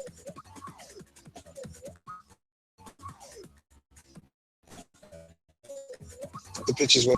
And of course, the pitch is where we talk. It is one that we've had a lot of fun tonight. So www.pitch-talk.com is the official website. Find out about everything. Right, the YouTube called Pitch Talk. That is one of us. Check out the videos. Pitch Talk at the Cup and all. PT Elite series and the PT on the Road series and much more. Also at Pitch Talk on Twitter. Tweet us, follow us, see what we are up to. Remember the live number during the show is 07535804466. Call us, text us, let us know your views. If you text in, leave your name at the end of the text. Also facebook.com/Pitch Talk. Become a fan, become a member of the group. Join the footballing revolution. We're working so hard to create. Remember, we also podcast on iTunes, Mixcloud, Podomatic, Spreaker, and TuneIn Radio. So hit us up, man. Hit us up. Give us a like, give us a review, give us a comment. It all helps with them algorithms on the podcast. Also, it is one of them ones where pitchtalk.blogspot.com or .co.uk will get you to the blogs. We'll get you to the blogs by yours truly, Straight Shooting LJ, the G-Man, Jesse Fizzle, and many others, including Dave Meir, aka at Mercy, as well, and his Word of a Ref blogs. Also, Pitch Talk Live on Google Plus with Pitch Talk 1 on Skype. You can join the live call. You can join Russ Vernon, Tom Wood, Jaymie Bailey, Mr. Mike Harniman, Ryan Sondley, Tom Wood, among others, and Kieran Riley as well, among others, joining us live every single week on the Skype chat. Big shouts to them. Big shout outs. Also, big time shout outs to Girls on the Ball. Big shout outs to Manisha Taylor and her Swaggerlicious venture. Also, big shout outs to Motivate Sports and Fitness as well. And a big shout out to Ian Kerr of Thin White Line Magazine at Tweet White Line on Twitter and thinwhitelinemagazine.com. Remember, issue 1 features your Monday Night Football and Fixed Pitch Talk in there. And also,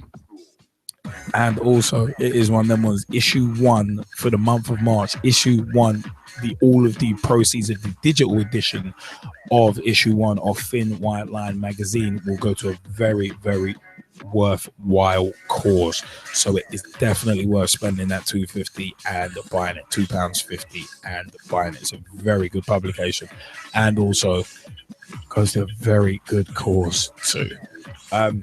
Yeah, it is one of them ones. We've had a lot of fun. We have had a lot of fun. I have been Straight Shooting LJA.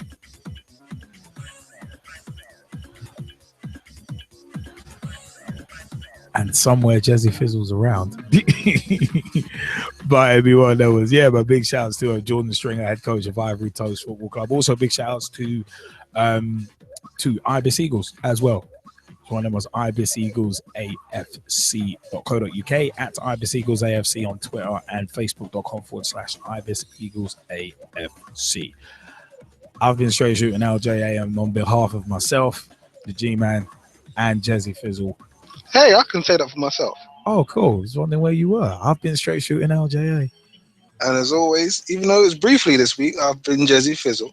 I would like to say thank you very much. And to all those who send birthday wishes to Straight Shooting One's way, enough love to every single one of you. And thank you very much. And good night. Good night, everybody.